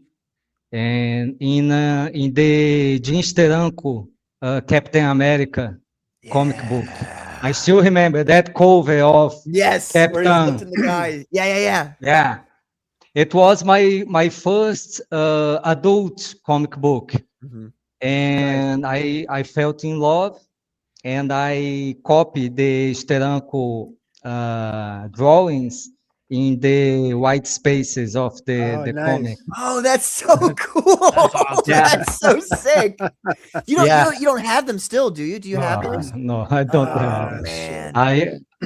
I was 8 years old, I think. Yeah. You did the same So- thing that Dale Keown. Yeah, of course I know Dale. We had Dale on, and he was telling us how that was what he did. He would look. I forgot which Hulk artist it was. Fuck, I'm so stupid. But he would take those drawings and he would draw them himself. And he actually saved some of those drawings. Yeah. And I was like, That's dude, nice. send those to me. And he did later, like in DMs, he sent me the images he'd done when he was just a kid. Or Nice. very, very young. And I was like, holy shit, this is so cool. Like seeing This is cool. Is it like It's Alex so Ross, rad. where it goes from way better than me to like, holy shit, I could never do that? no, When it doesn't start bad, you're like, because Alex Ross does that. He Have you posts seen like that Alex Ross picture of the Superman that he did? And then like it's the more new like that. Superman- the one where Superman's like this? Yeah. Which one? The one from Kingdom Come? That one? Yeah, I think I don't think it was Kingdom Come, but The he's got older Superman? Was it like the he gray wasn't- Superman? I don't think Oh, so, okay, but I might be mistaken about that. But it was like, it's like that 5-year-old drawing Yeah, of yeah. Superman, and then obviously the new Alex Ross version. let me put it like this: Dale Keown's childhood drawings are like better than anything I can do now. Like,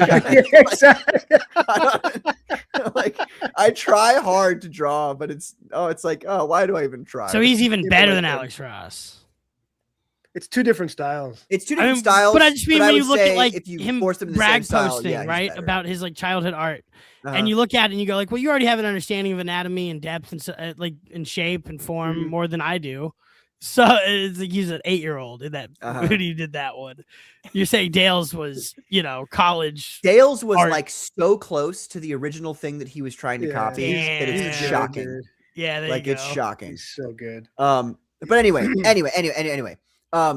So who are your biggest inspirations for artists, Alan? It's Mark Silvestri and Jim Lee. Yes. Yeah. Yes. There you go. Oh, man. There you go. He can come back on the show now, Patrick.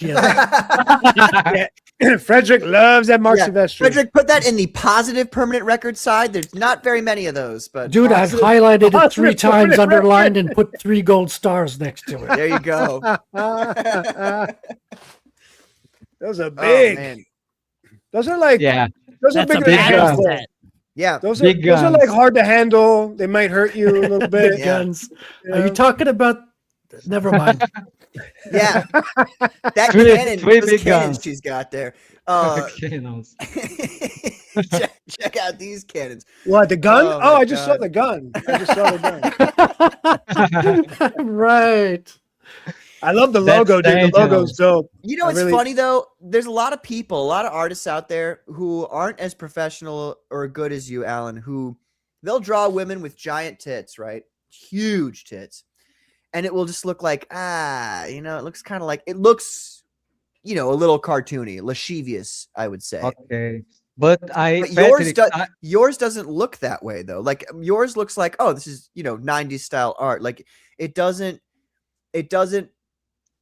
make me go, that looks unrealistic, even though technically speaking, Yeah, I know what you mean. Boobs that big. There is a process behind that because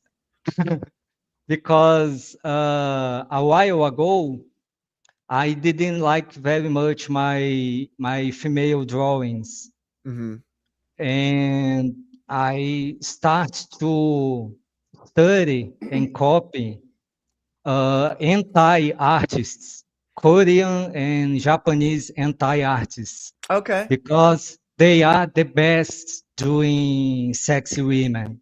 The best, the very best. Nobody does like they does. They do. Yeah. Japanese and Koreans, South Koreans. Yeah. And I start to study 3 guys. One named Odanon, the other named Omari, and the other named Konkit. And then I find out that Omari, it's a girl. It's not a guy. Huh. And she does very hardcore stuff. Very hardcore stuff. Okay. Scribe wants to know what the name of that is again, just really quickly. What was her? How do you spell that? I'm kidding. I'm joking. I will send. I will send to you. Do not send that to me. Alan, Do send not me the send that to porn. me. Okay. I don't look at that shit. No, but I know a lot of people say that. Oh, it's hentai and stuff. I But sent him William Cooper. He sends me back some pictures. She sends you back some porn and shit. She's like, oh. Sorry, two go ahead, two go ahead, Brazilians Alan. in a cup and shit. Look, these guys don't deserve you, Alan. They don't deserve Milo Manera. No, I I don't know what they deserve. I promise it's a good trade. I'm sorry, don't say I that. believe you, Alan. We got Johnny Rocket, ladies and gentlemen. He says, what's with the flat-chested But- broad? guys, you will be jaw dropped with those guys. They are genius. The art, it's Yeah, send me the link. jaw dropping. No, but like actually, all 3 of them. I'll check them out. No, Clipper will, yeah. Yes, I will send to Patrick. And Don't I send it sent to me. you. Send it to Patrick's gonna cry. I will send to all you guys. I promise. Send to all of us. This You is will cool. I thank me like this later. cover, dude. This is a great cover too. The Yeah, down- that's down shot. very Rob Liefeld. Oh yeah. Yeah. I just let go when I was doing that cover. Did you draw the logo too? Yeah, I handmade. like that. I like that. Nice. That logo's dope. Yeah, that's Ulrich, the leader of Battle Set. Mhm. A lot of people in my Instagram and X says that he looks like Gambit, but Oh, because of the It's just headdress. it's just the head mask. fade. yeah, but Yeah. I think I it's like- Gambit Classic that 90s looks thing. like We were just him. talking Yeah. about this last week. yes, Classic 90s Gambit thing. looks like him. Yeah. What? That's right. No, I was just saying last week we were talking about the Gambit headpiece thing. I think it was last week or maybe the week before that. How it's a was last classic week. 90s thing that people, Yeah. you know. Yeah, I Maybe, have it maybe, here. maybe a little bit the hair too. Yeah. But Yeah. but I think the Ulrich hair more like the Shaft, Rob Liefeld Shaft hair. Yeah. Oh, we got Don Draws. What's up, Don? He says, "Hail, much hetero, 87% non-gay love to all." 87%. That's pretty. It's a good percentage there. Maximum hail to the chat. Hail, motherfucking Comicsgate. Yes, sir. Hail, Comicsgate. We're gonna be talking about something about Don in a second here. Yeah. But You got the Jim Lee Gambit right here, Patrick.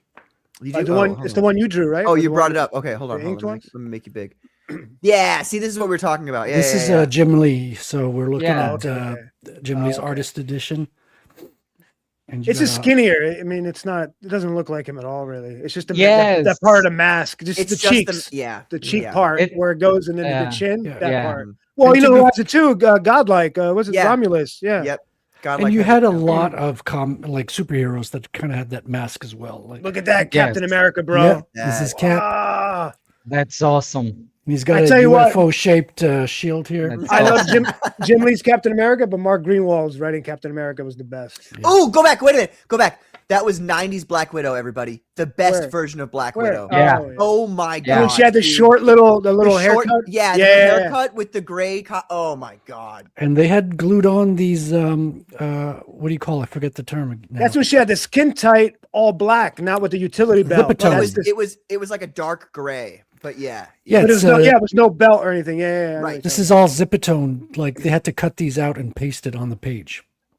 Oh really? Yeah, this is the original. This is not post processing. These, dude, you literally have. You even have like on one of the pages, like Jim Lee's thumbnail here, thumbprint Oh, of look ink. at Like that. Yeah. you have all the dirt. Like you have the page numbers that are glued on. You can see a tape over it. Yeah, nice. Which is wonderful as an artist when you're studying. You want to be able to see all the details. You can see the whiteout where the whiteout is posted. Jim over the Lee's inks. best work, dude. Yeah, X-Men. see, look all this Best work, lightning. bro. You could clearly see the lightning is done with whiteout. He did a panel border here, and he decided to remove it. And so they look a little bit dirty, but once it's processed, Dude, that Captain America, bam! right? This is Jim Lee's like one of Great the masters. Wolverine there too on the previous. Who did page. the inking? Who did the inking on that? Scott Williams. Most of the pieces Oh, are okay. Yeah. most It's of the pieces are amazing Scott, inking. but you have some. Sometimes you'd have other inkers too. Well, it's mostly Scott did all the X-Men Okay. stuff. Mostly, but Yeah. Jim Lee actually goes through this book on stream, and even though Scott is credited, he'll point like, "Oh yeah, this guy did here, this guy did that." So there was Right. some assistance. In Oh some yeah, dude, they had places. guys in there because one guy couldn't finish it. Uh-huh. You know, and do like, oh, I need this done in this corner. You know, some stupid shit. Yeah. This is so crazy, dude. This is Rogue. Absolutely spectacular. Let's have a moment of There- silence you know- looking at Rogue here. You know the funny? Yeah, moment of silence. She looks One, like two. she's in some never mind. The onomatopoeia back then was way different too. Like the way they did their sound effects. Gross, Patrick. I didn't say anything. You dirty boy. Whoa, let's go back. Flippa can read your mind, Patrick, and he knows how disgusting it is. It only took me so long to call you out for it because I had to jerk off to the idea. That was quick, though.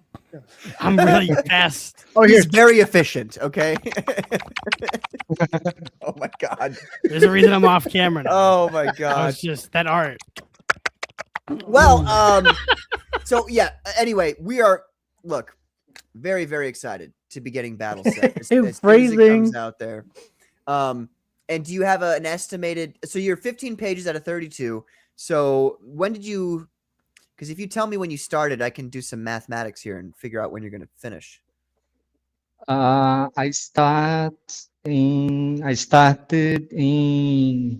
February. February. Okay, so that is 30, 60, 91. What day in February?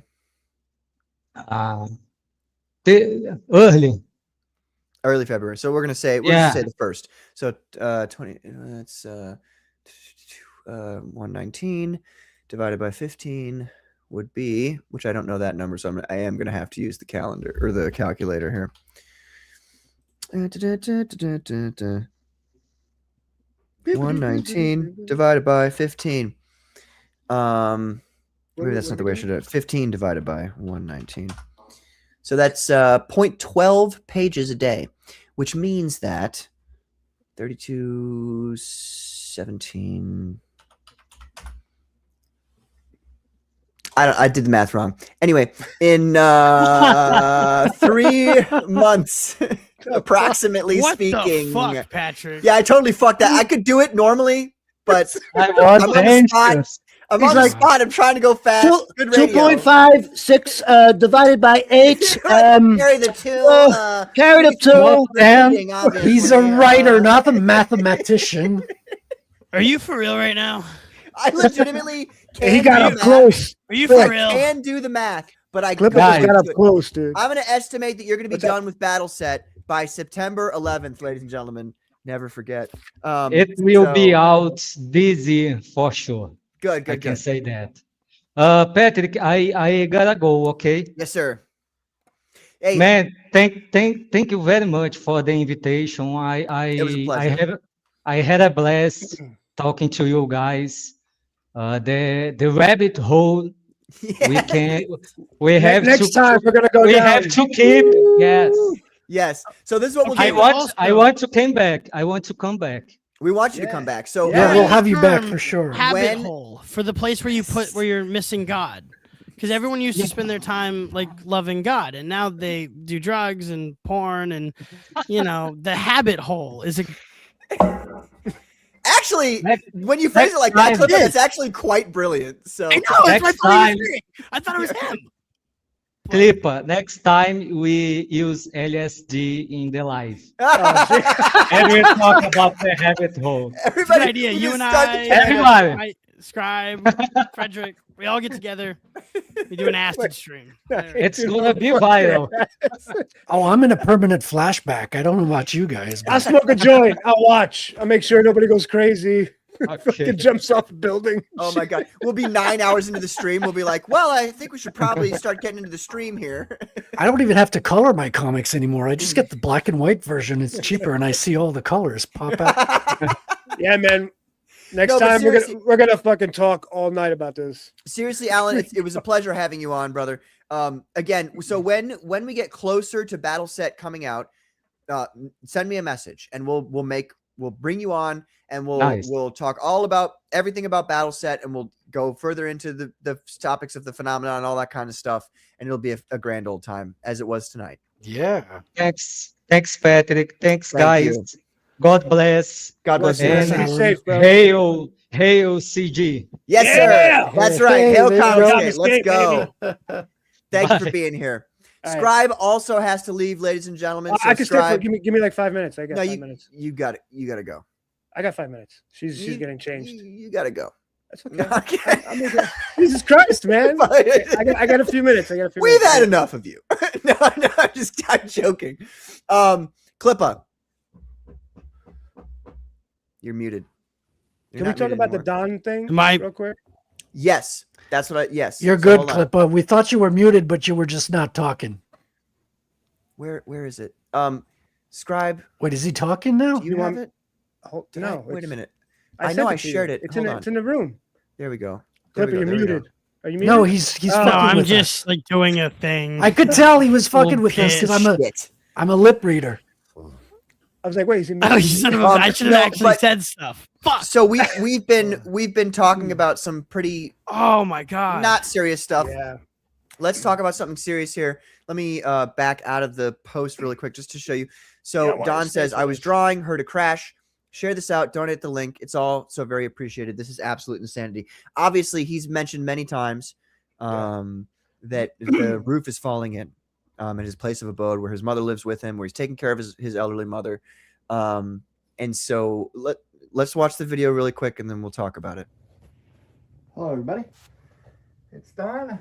Just want to document this for my own personal whatever. Mom was laying back here, and more of the ceiling collapsed on her, which I am now in the process of cleaning up. See, this is me with my mask on, and I'm going to clean this mess up. This mess. This was all covered with fiberglass insulation. Jesus. Yeah, man. Good stuff right here. As I continue to fight the good fight, I hope that you will help me and Mama Donna with fundage to get this shit cleaned up and hopefully repaired. This is not fun. When the poor woman was laying right there, and this comes crashing down, and she wasn't even feeling good today. So already I got, well, that was all over there for the leaky ceiling. So that's got a little bit of water in it. So that's full of ceiling, and I got to throw these bed sheets away because anybody that's ever worked with fiberglass knows once you get fiberglass in there, it's done. Yeah, you got to get rid Oh, of I did not know that. Yeah, it's fiberglass, dangerous. You can't breathe it in. It's in everything now. Yeah. Healthy dose of this It'll be in shit your the lungs. That's never good. So she can't even sleep in there anymore, right? Because he's got to clean the whole He's place. got it for a while. Yeah, man. No, dude, Good you stuff can't right look. here. It could be asbestos too, because the house is old. I don't know. Holy Jesus For the Christ. GoFundMe, you guys help me out. It would be appreciated very, very much. Thank shouldn't you, even be in everybody there. out there who's donated so far. I do At least he's got a appreciate mask it. on. Me and Mama Donna love you for it. And I got to get back to doing this because it's getting late and it's a lot of work to do. So, peace, love, and pizza grease. And happy Saturday. Bye-bye, guys. Good God. This is, I think, the second hole. I think because Yeah. one was in the kitchen. I think all the stuff that's going on now. Let's focus on this, dude, because this is not right, dude. He Yeah. lives with his mom. His house is falling apart. He's taking care of his mother. Dude, the shit fell on the bed where she sleeps. Let's work on this. We should focus on this, man. If everybody wants to talk about positive shit, right here, right here. Let's help fix this guy's shit, man. Because this ain't right. They can't live like this. Yeah. It's not cool, man. It's awful. And honestly, anything you guys can give, I don't know about you guys. I don't donate with my name on it. I always do it anonymously. Yeah, me too. It's This is not- dangerous. Not the It's point of it, but this is fiberglass. very important. Like Yeah. look at this. So we're $2,335. I'd like to see this at $5 personally. And I know we can do it. Bring it to the Kings too. Look who you got. We got Shelly Lepresti. 100. What a saint Shelly is. Good gracious. Yeah, this is crazy, dude. The house is falling apart. That roof is not it's not safe, and it's fiberglass everywhere. Yeah. That whole room needs to be cleaned up. What's like the long-term plan? I don't know. But just getting that roof fixed because that'll collapse because there's rot right there, and it's gonna collapse in. Yeah. And if it's fiberglass everywhere, that has to be patched up. He shouldn't be in there even with the mask. It's gonna get on his skin and stuff. So it needs to be taken care of like immediately because I don't know where he lives. It could rain like this week, dude. So, and every day it's gonna rain. It's gonna get worse. So this needs Worse to be and taken worse. care of like now, immediately, so you could get it done. So all the bullshit. We have all the fans fest, all this stuff. This is probably the most important thing right now. I know it's whatever, but this is it right here. Well, and we got 58 people watching in the chat right now. What I would say, folks, is like, obviously Battle Set wasn't ready. Like, this isn't me making a this is okay. Just to be people. No. You know what you're doing is good. You don't have to do it with any kind of reticence. It's not a like. I'm just saying like. So normally we have a book that we're promoting that we want you to back. Tonight there's no book to back. So please go over here to the Don and consider, supporting them in any way. $25. If all you can do is $25, that still helps. That still helps. Like for you, it might be $25. For him and his mom, it's more than because that adds up. The $25 from each, like one person that adds up, and it becomes something that they can actually use to fix this problem for good. And what's his channel? Is he streaming again? They're getting going again pretty soon. Yeah, go ahead, Scribe. Sorry. No. It's he's gonna start again. I think June. I'm trying to angle the answer more towards the audience's interests. It's right there. It's right there. Go up. Picture, by the way. I just want to really quickly say that's a fucking sick. I love the way he did the hair there. Fucking amazing. Go up. Right there. No, sorry. Yeah. So 2 weeks. That was 9 hours ago. So 2 weeks from today. So that'll be whoops. I'm so stupid with technology. But he does what we do. He has creators on. He promotes. He has a draw stream. Yep. So let's let's try to band together here as Comicsgate. I mean, this is kind of part of what this community is. I hate using the word community because it's gay. But that's what we are at the end of the day. Yeah, exactly. We are a community. So let's try to make this our biggest priority right now. I know there's a lot of shit going on, a lot of drama going on, and we'll discuss that later. But at the same time, what's most important, at least to me, and I think to most people who are really truly Comicsgate, is that we support each other here, and that we try to help each other. And literally, you giving, like I said, $25. That's the price of a comic book. You giving $25 to this fella is gonna, if everybody did it, it would change their whole situation, and that's the most important thing. He also has mold problems, like Skeleton Corp said. That's a dangerous thing too. Yeah, when it grows, so that needs to be taken care of. Yeah, so that can lead to brain problems. Consider dementia. Yeah. Speaking of mold problems and brain problems, we've got Katie Did, ladies and gentlemen. What's up, Katie? Oh man, why are you coming in when I'm leaving? No. Hey, how you doing, Katie? She didn't laugh at all at that joke. Okay, all right, Katie. No intro. Yeah, there was no intro. You know what? Fuck off. Okay, fine. I'll give you an intro. I was trying to make a great joke. You didn't laugh at my joke. Now I'll give you your intro. I'll check it out. Hey, Jam Bam. Hey, Jam Bam. Jay Bama. Bama, whatever. Good morning. And apparently, Patrick wants me to say obvious. Oh, shit. I done messed it up. Is it obvious? Obvious. Oh, God. I'm going to shut up. Damn you, Patrick. He's trying to get me to fuck up on saying that, too. Like, no. I'm sorry. I'm being mean, Katie. What's up, Katie? You came in late. I know. I just got home from work. Oh, okay. Oh, how was your day? Commandos. You came to us first before Cynic's show? Yeah. Yeah, girl. That's just... But hold on, before I bounce, I want to keep talking about this. But yeah, that mold is very dangerous. That roof is going to get worse and worse. So it's not like, I'll wait a week. This needs to be taken care of. Like, look at that mold right now. Yeah. Dude, it's not good. It's not good. Horrible. It's not good. Look at that shit. That's horrible. Yeah, I was telling, maybe get the Kings to talk about this too. If you want, if you can send me, it's what I can do. It's in the Commandos since I room. can't. No, Hold on, please. Sorry. Since I can't do any streaming, send me this video and stuff. I'll go on the Kings Monday night and bring this up while they're drawing. Okay, cool. That's so thank you. sad. I know. Look. Like we said, though, folks, like, please, literally, if all you can do is $5, that's better than nothing. It's better than nothing. You know what I mean? Like, everybody who's watching this show right now, we got 64 folks watching this show. If 64 folks gave Don $5, I'm not even going to pretend like I was going to do that math in my head. That'd be $320. Okay, that's a good bit of money. So let's try to band together here. Let's try to be the community let's try to be the thing that people say that we're not. Everybody talks shit about Comicsgate and says, Exactly. they're full of this, that, and the other. Let's try to be the thing that they say that we're not tonight. Exactly. And tomorrow night, and until this problem gets resolved. Yes. Good night. Scribe, So- before you leave, Yeah. What's up, babe? I want to first off make an apology.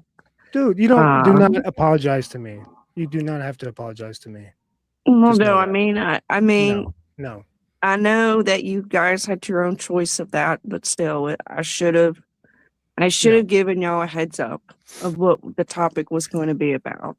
No. And you know, It's okay. so Never apologize. Oh, I didn't You're- even consider you're good. apologizing for involving you in that. Wow.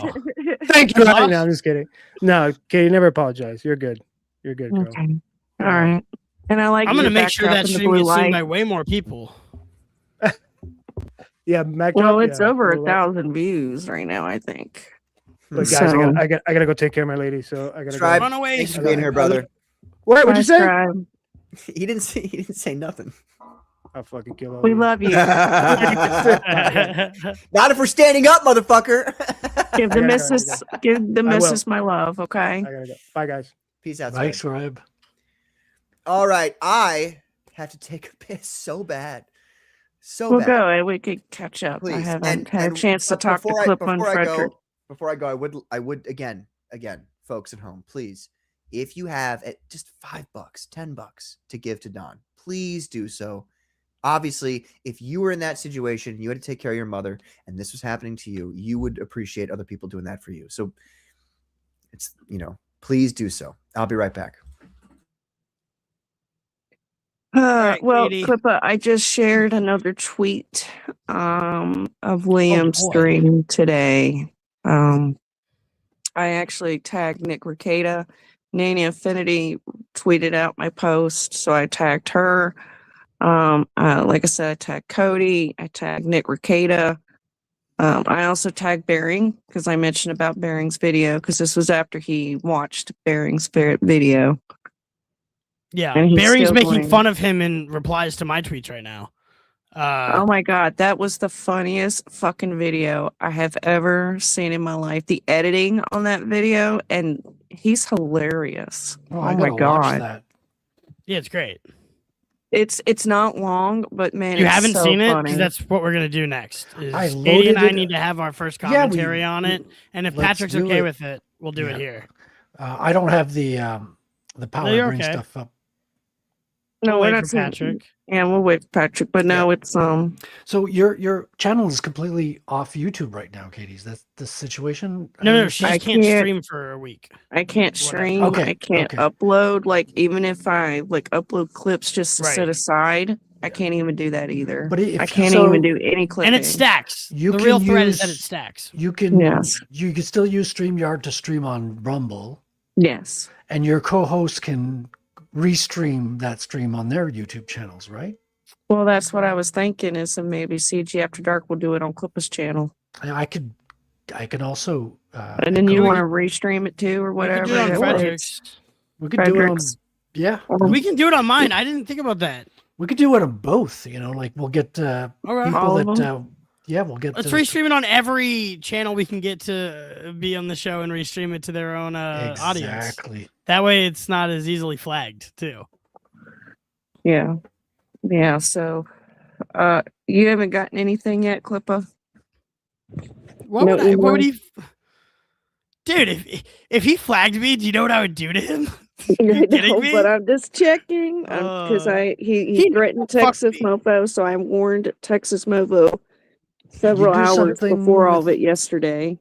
You'd be doing to, something related to a quicksand No, trap, You correct? didn't understand, though, that he's like an impotent threat, and he only goes after people that are like women, or that he feels are like socially superior to him in some way, or physically, like he could handle them.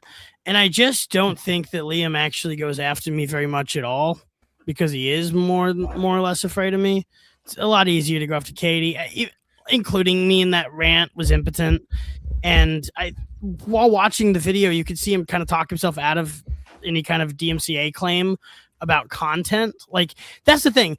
It seemed at first like he was going to flag down people uploading clips of him. Instead, he did bullying reports about people making fun of him over clips that were not of his, like of Ministry of Dude. So that's a different thing that he did. At first, I thought he kind of got away with it because now he gets the pomp and circumstance of being a flagger, but he doesn't actually have to deal with the consequences of me coming after, of me fulfilling my promise. I said, like I said, I'm not gonna say it again. What a I said it hard where I time said for it. YouTubers right now. We got Liam doing this shit. We got Quartering taking down videos on the other side. It's like flagging season all of a sudden. No, but what I'm saying is he didn't flag.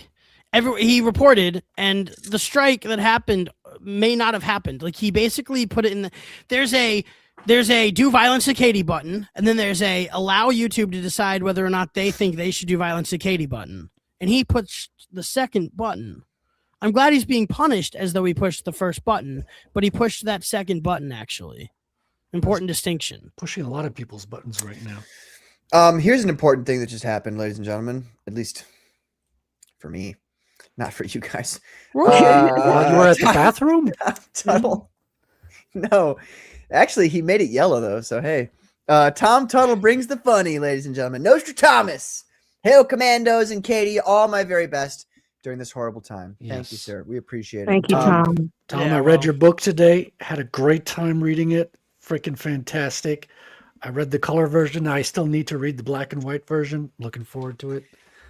Tom sent me. I knew I backed the color version as well. So I got the color version, the Graham Nolan cover here, and then I also have obviously the black and white Peter Gilmore cover. Thank you, Tom. I got to be real. Woo! We love Tom. First of all, actually, Tom, I do want to ask you this one question. Why is one smaller than the other? You see that?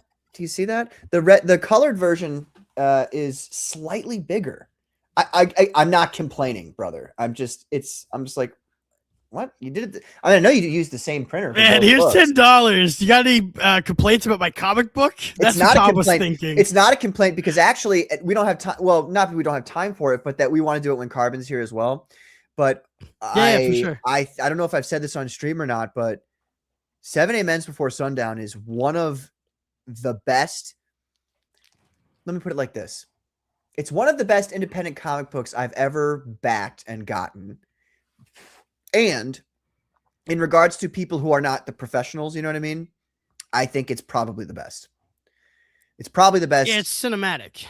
It's probably the best, like, person who wasn't in the comic book industry making a comic book, independent comic book that I've ever read in my life. Well, it's so good. And Chris I Bacon's mean that. doing one now. Like, I 100% mean that. Yeah.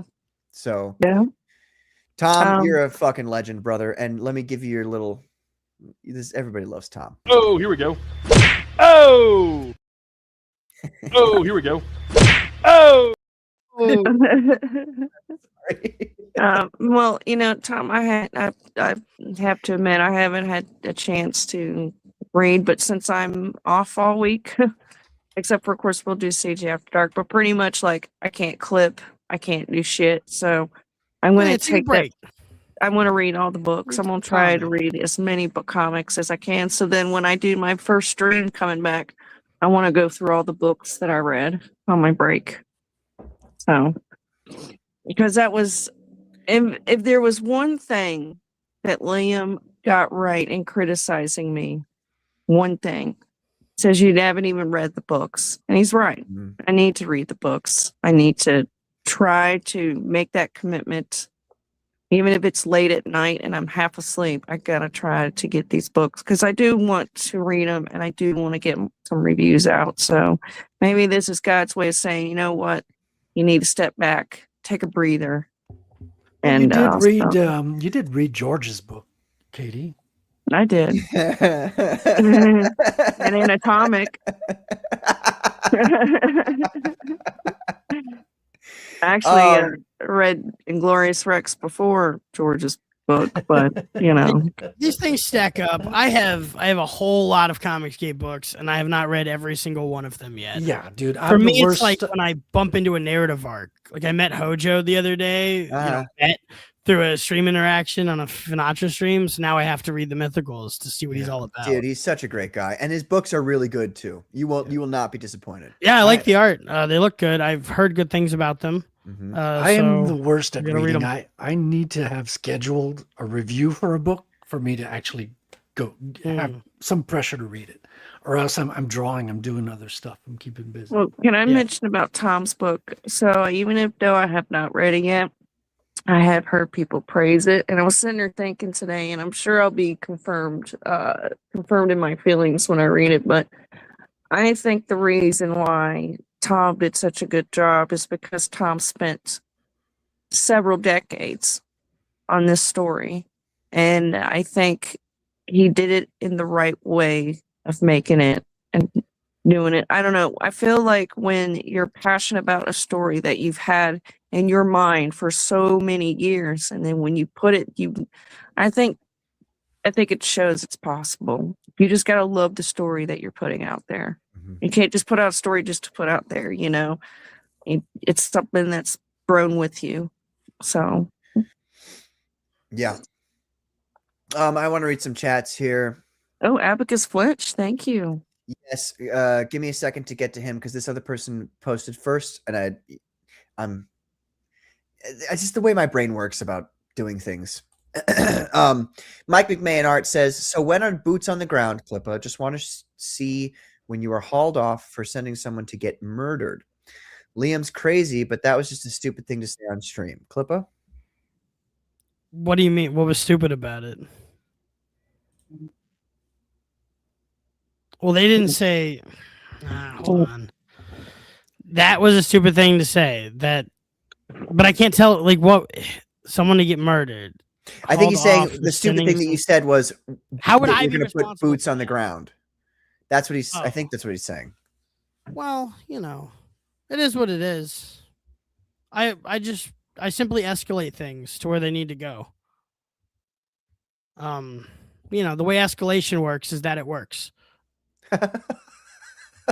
You just sound like Todd Howard right now. It just works. I don't know what comic book is saying bullshit in regards to, but I think it was some thing where you were. That's the problem with reading the old chats. I know. I'm sorry. I just have this bad habit of like conversation amongst us on the panel is first and foremost to me. If the conversation's flowing, I'm not going to stop it. You know what I mean? And then it comes the chat. Because I think the chat appreciates that the conversation flows, but they also appreciate when you recognize the chat and talk about what they're talking about. So you have to move super chats up above that, though. If you want, that's another thing too. Yeah, super chats go above regular chat. You gotta, so it's, you know, Abacus Flinch. I'm trying to figure it out, guys. I'm not a YouTuber at the end of the day. Thank God, dude. It's awesome about I'm not that. I fucking hate YouTubers. They are the enemy of people, dude. Humanity. I call myself an entertainer. I try to entertain people. That's my main thing. And if I'm entertaining people and they're laughing, having a good time, I'm doing my job. Look, there's a lot of ways that you can be on YouTube but not be a YouTuber. Right. You know? Right. Good on you. Do you look at people who like play music all the time and do music, and then people like will go in their streams and while they're playing music, they're not YouTubers. They're musicians and they're making money doing it on YouTube. You know what I'm saying? I use YouTube, but I use it to carefully organize a harassment campaign internationally. Well, anyway, different yokes for different folks, I think. We got Abacus Flinch here. He says, I fucking love you, Clipper. We got Abacus Flinch. He says, behold, I present to you Liam, the Flaggett, king of CG. Watch him as he proudly wears his crown of shame and lies. And yes, I'm going to keep saying this at every opportunity I can. Thank you, Abacus Flinch. I am so stupid I don't have like a stinger ready for you. I paid for stingers. He's like pretending to enjoy the attention today. And he's like pretending to be happy about Bearing making fun of him for not knowing him, even though he's been pretending that he knew Bearing and Medicare for 5 years. No, what happened was, Clippa, is that he was pretty much celebrating. Actually, a lot of people were celebrating. And even in Finatra's chat, when I popped on panel this morning, a lot of people were in celebration of it. And So In celebration Liam of what had particularly? Sorry. for me getting striked. Yeah, I'm in celebration of it too. Well, you have different. Katie. I'm very glad he struck you. That's awesome. Could you imagine walking right into that trap? Katie, I would like to hit you with something real quick after I give Abacus Flinch his Abacus, you gave me $20 for that. You must be crocked, aren't you? No, but seriously. Abacus Flinch is such a good supporter and a good person. Thank you, Abacus. Better stingers in the future once the person I paid them for gives them to me. He'll never give them to me. I got to make new ones. Anyway, Katie. Oh, gosh. There's something going on, not with me, but with my family member in personal life that I don't want to get into because it's not. I'm sorry. It's not. His I know, and you business got all shouldn't kinds of be- shit going on, and then you know what I'm got saying? this, and I'm sorry. What I'm saying, stop apologizing. Here, well, you guys do prefaces and apologies. I'll be right back. Yeah, so this apologizing has got to stop. This is Canadian apologizing. culture appropriation. Stop Yeah. appropriating my culture.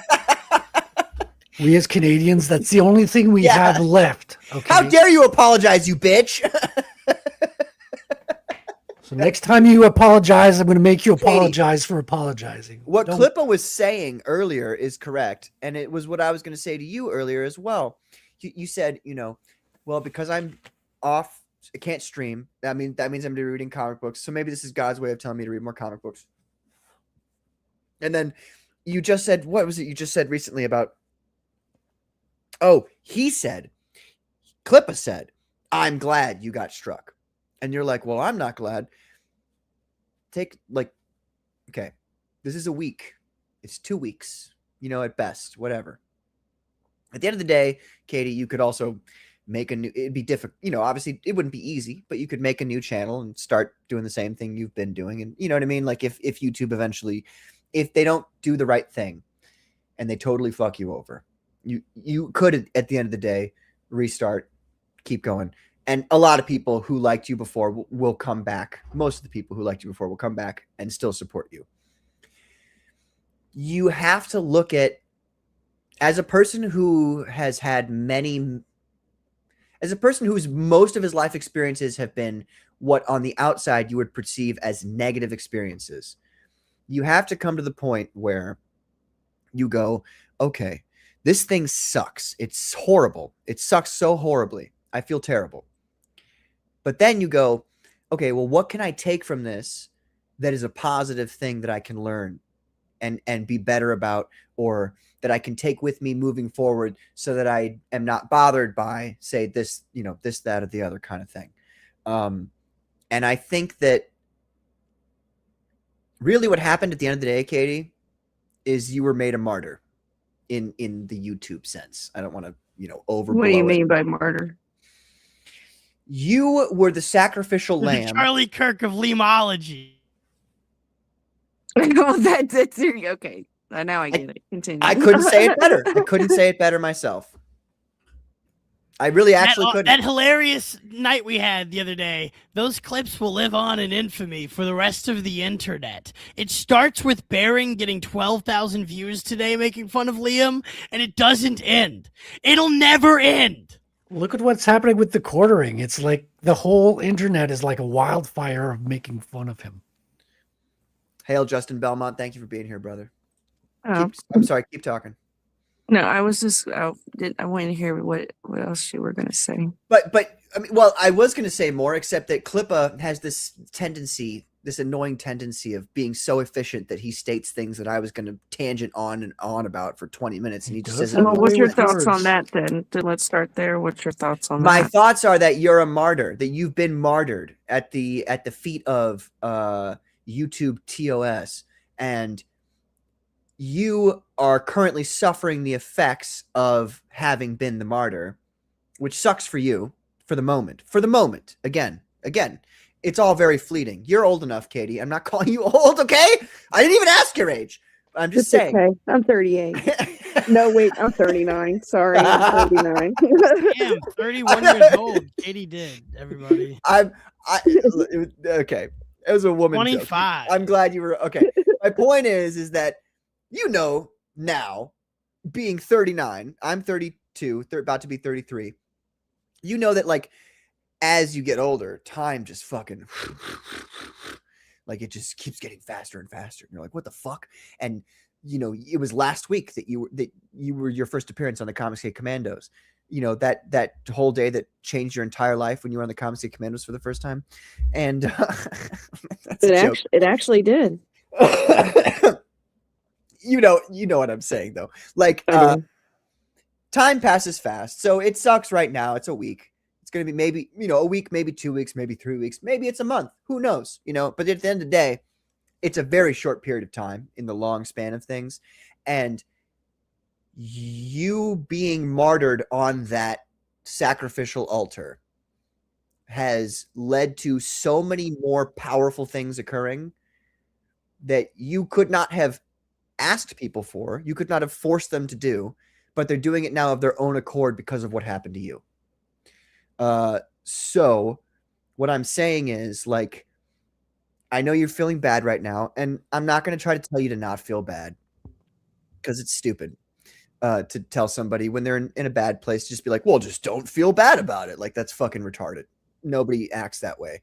What I'm trying to do is I'm trying to convince you that, like, what happened to you was a necessary sacrifice for the betterment of everybody else.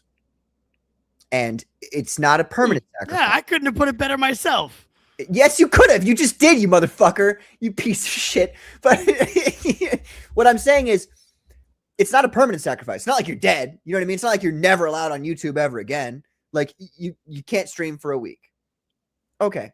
That sucks. It does suck. And I know that it affects your money and it affects all kinds of, you know, with your family. I get it.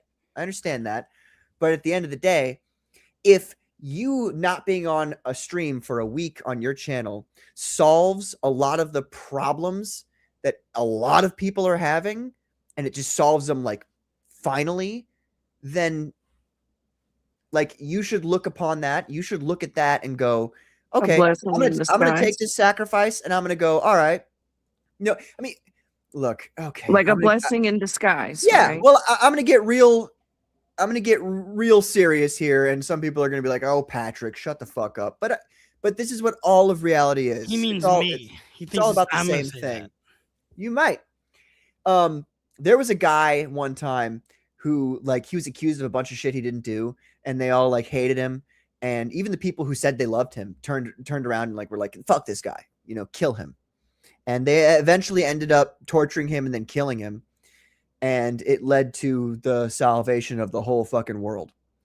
So at a certain point, it's like, all right, well, if you're willing to accept sacrifice and pain and suffering and take it upon your shoulders willingly and humbly and happily, then at a certain point, like, the service that you will render upon doing that to the rest of everybody else, not only does it come back to you eventually, but it's a huge thing for everybody. And so you gotta look at it not as like this sucks for me right now, so much as this is a necessary sacrifice in, I guess I'll say it, in the war that we're engaged in.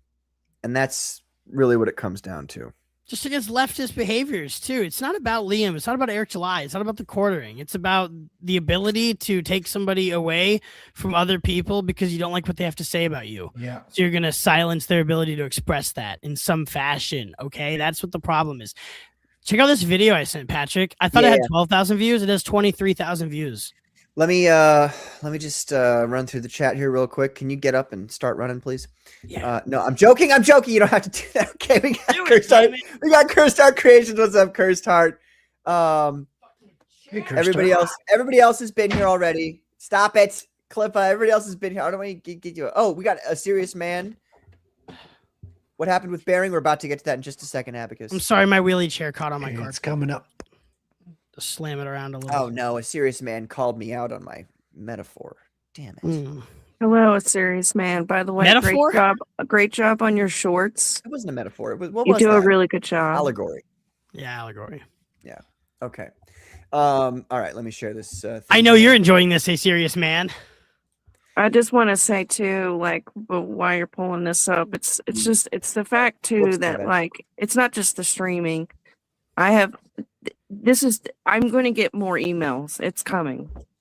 It's No, yeah, coming. you're in danger of losing your whole channel, and you should think really hard about that for the duration of the time that you're under attack by this guy, because it is very real. You should think about like a backup plan. You should be, and you already are growing your Rumble, right? And then because you are going to get more emails because he flagged so many videos, and it's not like he's not doing that when he's offline right now. Now he has nothing to lose, so his goal is going to be to take something from Katie. So, well, look at it like this. I mean, yeah, now that he's been repudiated by certain sources, he's an animal caught in a corner. And what do animals do when they're caught in corners? They piss themselves, and then they get killed by hunters. No. What? No, is that not they it? Bare their fangs and No, that's not the metaphor, Clippa. They piss themselves, shit all over the place, and then they attack people. Yeah. I think he was trying to get right to the attack people part and get straight to the attack part. Well, I'm quite enjoying him pissing all over himself right now. He even says on the stream he does in response to this Bearing video that him and Bearing are friends, and Bearing is making fun of him in my Twitter replies an hour ago, saying the Quaff said something about how like Liam used to say they were good friends all the time, and Bearing said, yeah, I'll probably see him at the restaurant. He said, I'm out to lunch. I'll probably see him at the restaurant. There's only one in Australia. Like, it's just this, like, he says it better himself in the video here, but apparently people have been telling him for years that Liam's, like, pretending to know him. And imagine somebody you've been pretending to be friends with, like, acknowledging you on this scale. It's amazing. And what he does is a 19-minute video where he thanks Alyssa Clips for clipping out more of what happened. It still led to the negative effect. Bearing even cites Alyssa Clips and Anna as like his inspirations for doing this video.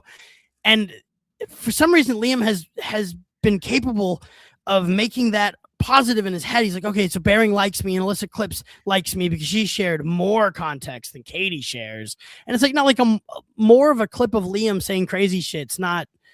If anything, Katie, can I say that you've been fairly good-natured in clipping out things that make Liam sound like he has any kind of a direction, and what Katie clipped out made Liam sound kind of insane. But he loves that the Katie clip is more context. I don't know. It just it really makes me think. Yeah. And okay, just because there's a lot of people, and Clippa's going to be annoyed by this, but I'm going to say it anyway. Normally on this channel, we don't go over this kind of topic. The reason we're going over this tonight is because it gets to a point where when you have... I didn't want to do it, by the way. I said I didn't want to do it. I said in the group chat, I'm ready for you drama. You did not say that, motherfucker. I said I want to drama. So giddy when I said Alan's going to leave after an hour and a half. You fucking okay, you're right. I got giddy, but I started contrite. I said, you know what? I'll have a drama-free night. I'm looking forward to a drama-free night. That was sarcasm, you son of a... I read that. I read that in your tone, like, oh, it's going to be another drama-free night. That's what I read. Ain't I a stinker? I know what you're doing. You're like, oh, I wrote these words. You just assumed the sarcasm. Fucking, oh my God. Long story short, I don't normally do this kind of thing, but you guys know I've talked shit about Rob Hunter before. No, clean media. What I'm saying is, like, the moment you get into people's money, the moment you strike people's channels, the moment you start acting like it's like this, if you can't handle words being said about you, first of all, go fuck yourself. Fuck you.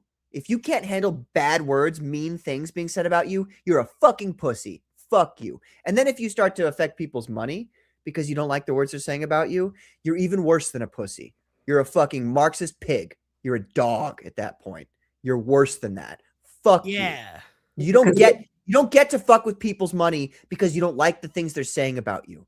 Okay. And everything that people have been saying about this guy has just been taking his words and him saying shit and relaying it to other people.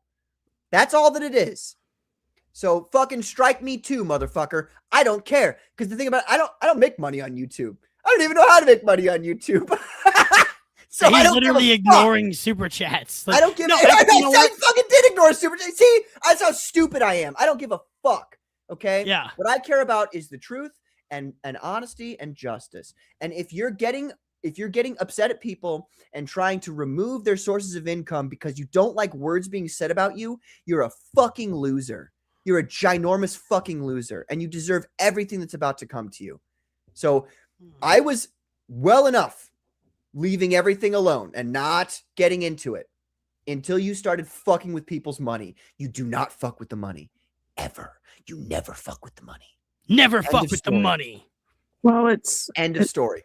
no. Speaking of not fucking with the money, we got Tom Tuttle, ladies and gentlemen. What a goddamn legend. Katie, by Grabthar's hammer, by the sons of Warvan, you shall be avenged. Ladies and gentlemen, it's fucking Tom Tuttle. Gotta love this guy. Gotta love this guy. Where is it? There it is. Love you. Oh, here we go. Oh! He's such a jolly Thank you, fella. Gilmore, for sending me that clip. I got to get something bigger for you guys. You guys are sending me 10s and 20s. This is ridiculous. 3-second clips. I'm sorry. And we got Johnny Rocket, ladies and gentlemen, $10. You can't imagine the number of boots on the ground now, Liam. That's the thing with all this, right? Is like it's pretty impotent until someone just shows up in real life to have a conversation with you. Mhm. And then that's where you see where it goes. Because this is just he's power fantasying and power tripping about being able to take anything from any of us. And maybe he'll take Katie's channel, but if he does, I'm gonna take the rest of his life. Oh my God, you Like, cannot. I'm say just that. gonna The way you phrase that. there's words in between it. Yeah, I can take his soul. Words in between it. I did the rest of his life. I'm going to take from him time. I'm going to take from him his concentration, his obligation. I'm going to take from him his inspiration. Oh my God. I'm going to take from him all of his divine, God-given rights. As the son of a lawyer, I'm trying to be your legal advice here. You cannot say those words. No, I can in say I'm that going to take order. I'm going to take the rest of his life from him. I've already checked that with the lawyer. I said I could take the rest of his life. I can't. I don't if know I put about the rest that. of in there. Oh my God. I'm not threatening to kill anyone. Let me give Johnny I'm Rocket just his- threatening to give him attention for a That's what couple it's- decades. Okay, decades. It's like 4. Let's give Johnny Rocket his 3 seconds. I love this. This is how Johnny Rocket feels towards his enemy. All right. Oh no, YouTubers might take out of context that what I just said and pretend it's a death threat or something, Patrick. Oh no. It's about Johnny Rocket. It had nothing to do with me. So Right, let's watch this. yes, I'm sorry. All right. There's something going on with my media page. I can't scroll up or down. So now we're stuck with fucking. It does that to me all the time, Patrick. That's why I've had to go in and out sometimes. Oh, really? Yeah. Shit. That sucks. Cause that. Yeah, I had to do that too. I don't know what StreamYard is doing. Well, Katie, I want to let you have the chance to talk to Patrick and Frederick and go through this video like the way you would do it. I'm going to pop out because I want to talk about it a little more on CG After Dark but not just this video, but sort of like where it goes. This isn't over. There's going to be another bearing video. You got to stay with us for another at least till 10 o'clock, 11 o'clock, whatever it is for you. Well, it's like 4 minutes. I know. What are you talking about? Give me 4 minutes. Oh, okay, yeah. Arbitrarily. Just wait. You were gonna leave. Just give me 4 minutes. Okay. Are you there? No, yeah, I get it. Please. I want to leave so that I can hear like what Katie has to say about this, not what I have to say about this, which I'll be saying on Tuesday. So then just don't say anything. Fine, clip up. You want? Yeah, I'll sit here quietly. No, I Okay. agreed. I agreed to hang. All right. Earth. Right. Wow. I don't even know who's bearing bear If you need me to pause it, let me know. is. Who's bearing bear? Sup, Bearing Bear here. I'm a guy on YouTube. I'm a Pisces. I like to take long walks on the beach and laugh at retarded shit on the internet. And we've got some retarded shit on the internet. So this all popped off today, right? It's kind of ongoing. Now, remember when the quartering crashed out like a month ago? Jesus, time flies, doesn't it? Well, at the time, me and many others said that one of the dangers of this crash out, of a guy with such a big presence crashing out the way that he did and destroying channels, was that it was going to create like a copycat effect. It was going to create an environment of all-out flagging nuclear war, you know what I mean? The quartering, setting the example that he did, was going to create many quarterings. And this story is about exactly that. Meet the quartering, Australian edition. And yes, that's a lemon that he's holding. What is it with these guys and fucking citrus fruits? What are the oranges for? Well, I bet it tastes good. Let me know what you think. Fuck off and get your own content. Stinky fuck for panda. But as you'll see throughout this video, the similarities don't stop at citrus fruits. So let's have a chat about Liam Gray. Let's go! I said, anyone who tries to destroy me, I will destroy. So now I'm going to do what needs to be done. And I'm starting with Katie to make an example of things. I'm just going to really quick pause here and say that the terminology with which he speaks, people trying to destroy me, as if taking your YouTube channel down or making you look like a fool is destroying you, and I'm going to destroy them. It's so fucking childish. Like, are you do you not live in the real world? Like, sounds like a cartoon villain, doesn't it? It does. It's so stupid. Like, you're on fucking YouTube and you make fucking comic books. Like, grow the fuck up. I will destroy you. Gonna flag some haters down now. You have 24 hours. So I originally saw this clip on Twitter, I think, like yesterday, obviously. And it was this guy saying, "You've got 24 hours, motherfucker." And I thought, ooh, that's one to watch. So Liam Gray is an Australian, obviously. He's like in Comicsgate or whatever the fuck with that portly guy. I got to watch the flagging situation, obviously. The portly guy. You know, the other guy called Ethan a portly guy. That sounds funny. Portly guy, Ethan Van Sciver. And I don't do Comicsgate, right? I'm not a comic book guy. I'm not interested in getting involved. I just want to laugh at this spurgery, right? But he does like a live stream and it gets clipped and put on Twitter, as I saw. And he's talking about how he's going to flag all these enemies down. You know, because they've done heinous stuff to him. Just terrible, horrible, heinous stuff. You have 24 hours. I am going to strike you down and remove you. Strike you down for harassment. Grow the fuck up. You don't live in a fucking movie, bro. Dude, it's for propaganda. A placeholder for violence. It's just it's a placeholder for violence for him.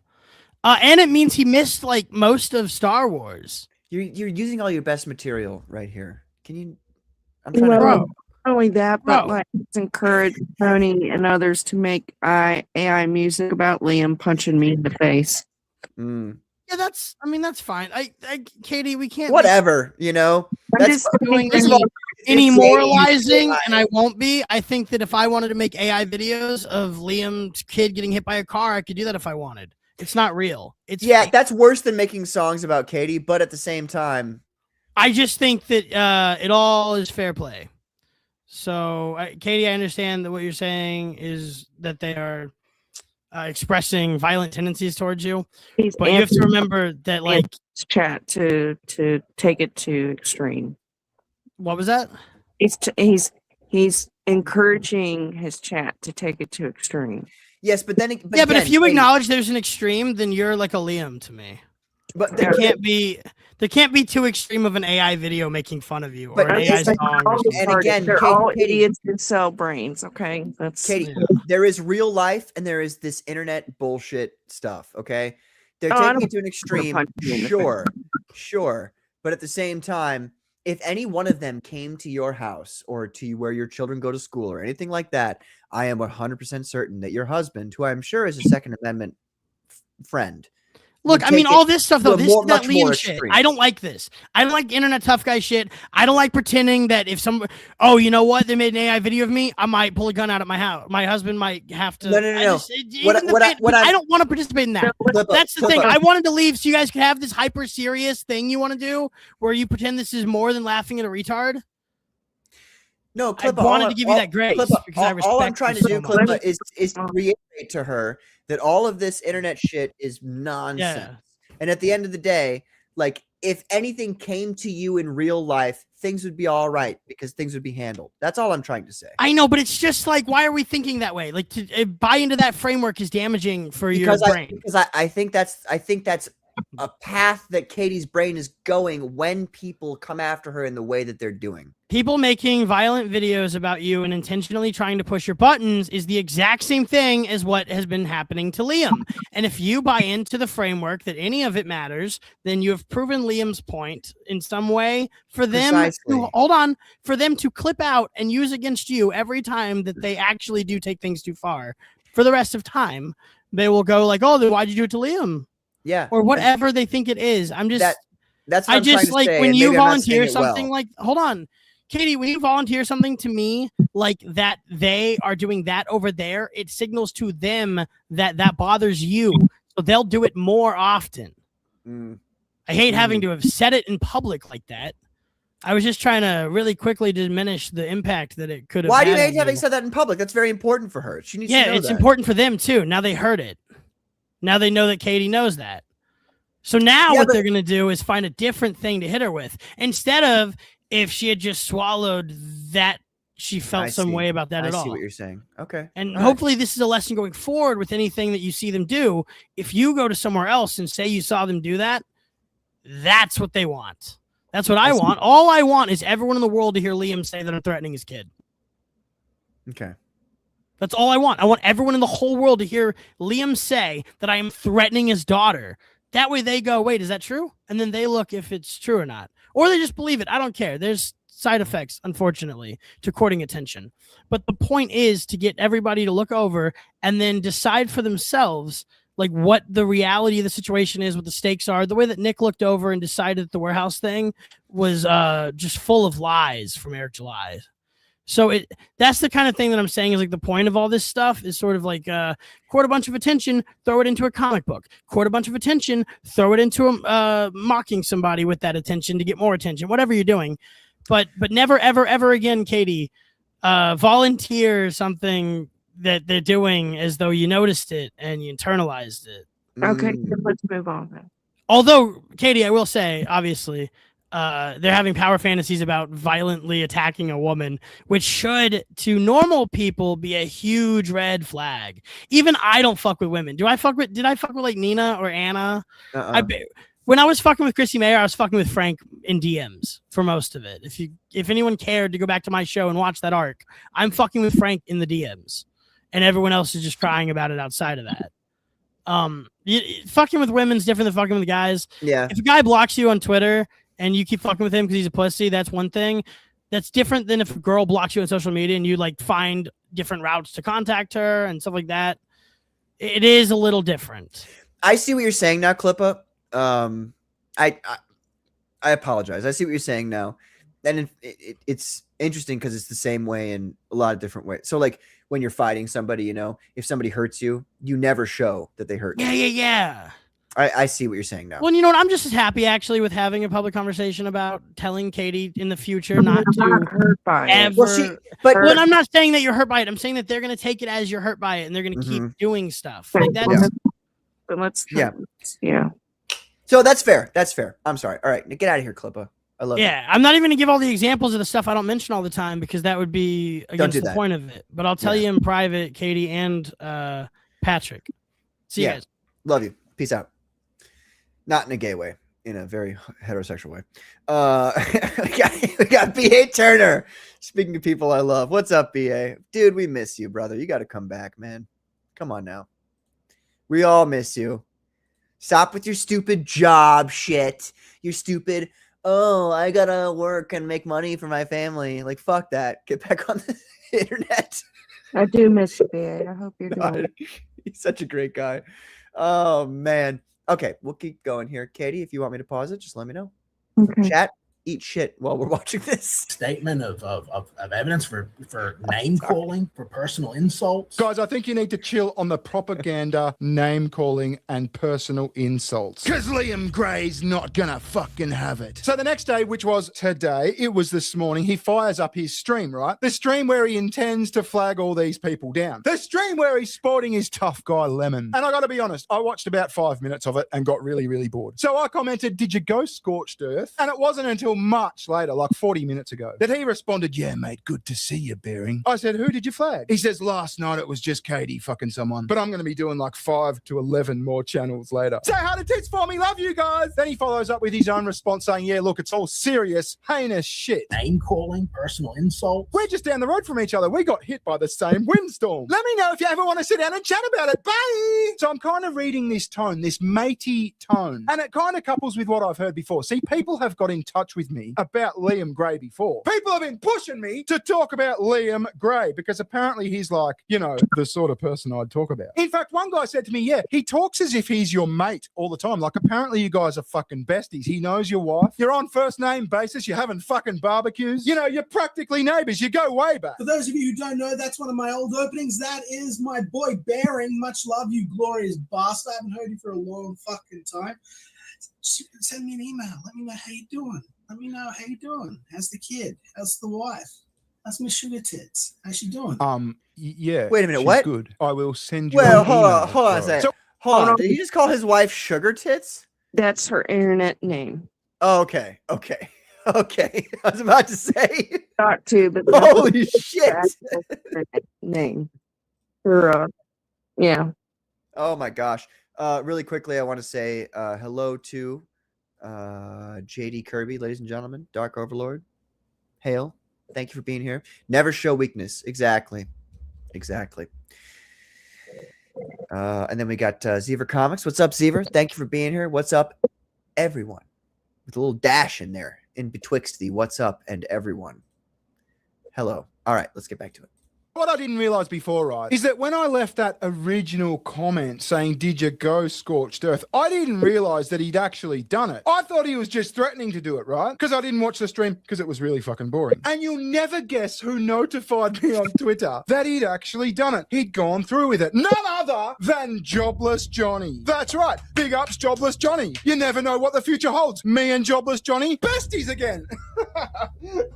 The internet's a fucking retarded place, man. I love it. I've been doing these casual videos on Saturday night. I don't know if you've noticed, but it feels like, how can I describe it? It feels like when I started YouTube. It feels very casual. I can talk about the most retarded shit and it's like super duper duper fun. Not that it's not fun during the week, but there's something about Saturday night. It just feels like that dipping your toe in the water thing again. You know what I mean? Like tonight was either going to be Liam Gray or Styx Hexenhammer pushing his fucking cat funeral, fundraiser again. He wants $3,500 for a cat funeral. I went with Liam Gray because Alyssa Clips, we all know Alyssa Clips. She got in touch with me and said, hey, Bearing, I've clipped up this whole fucking stream. You don't have to watch the 6 hours. So I thought, great. And by the way, this is kind of the point of the video. See, Alyssa Clips was kind of reluctant to upload those clips to her channel because people like Liam are so fucking flag happy that you kind of risk your whole channel just by talking about him. Like I heard right that Liam, I don't know how true this is. Liam can fucking confirm if he wants. But I heard that Liam travels like half an hour every week to the nearest police station to present them with the evidence that he's gathered that week on his internet haters. You know what I mean? You got to fucking chill out, bro. You got to chill out. Now, Liam says he's been watching my channel for ages, so I hate to go in on a viewer kind of thing. I really hate to do it, but this is gay. It was gay when the quartering did it, and it's gay when you do it. But Liam, don't you know this means it's the end of your YouTube career? I used to host a punk show on Channel V, which was on national television. I've been interviewed on the morning show. I'm a national figure. People stand and salute at me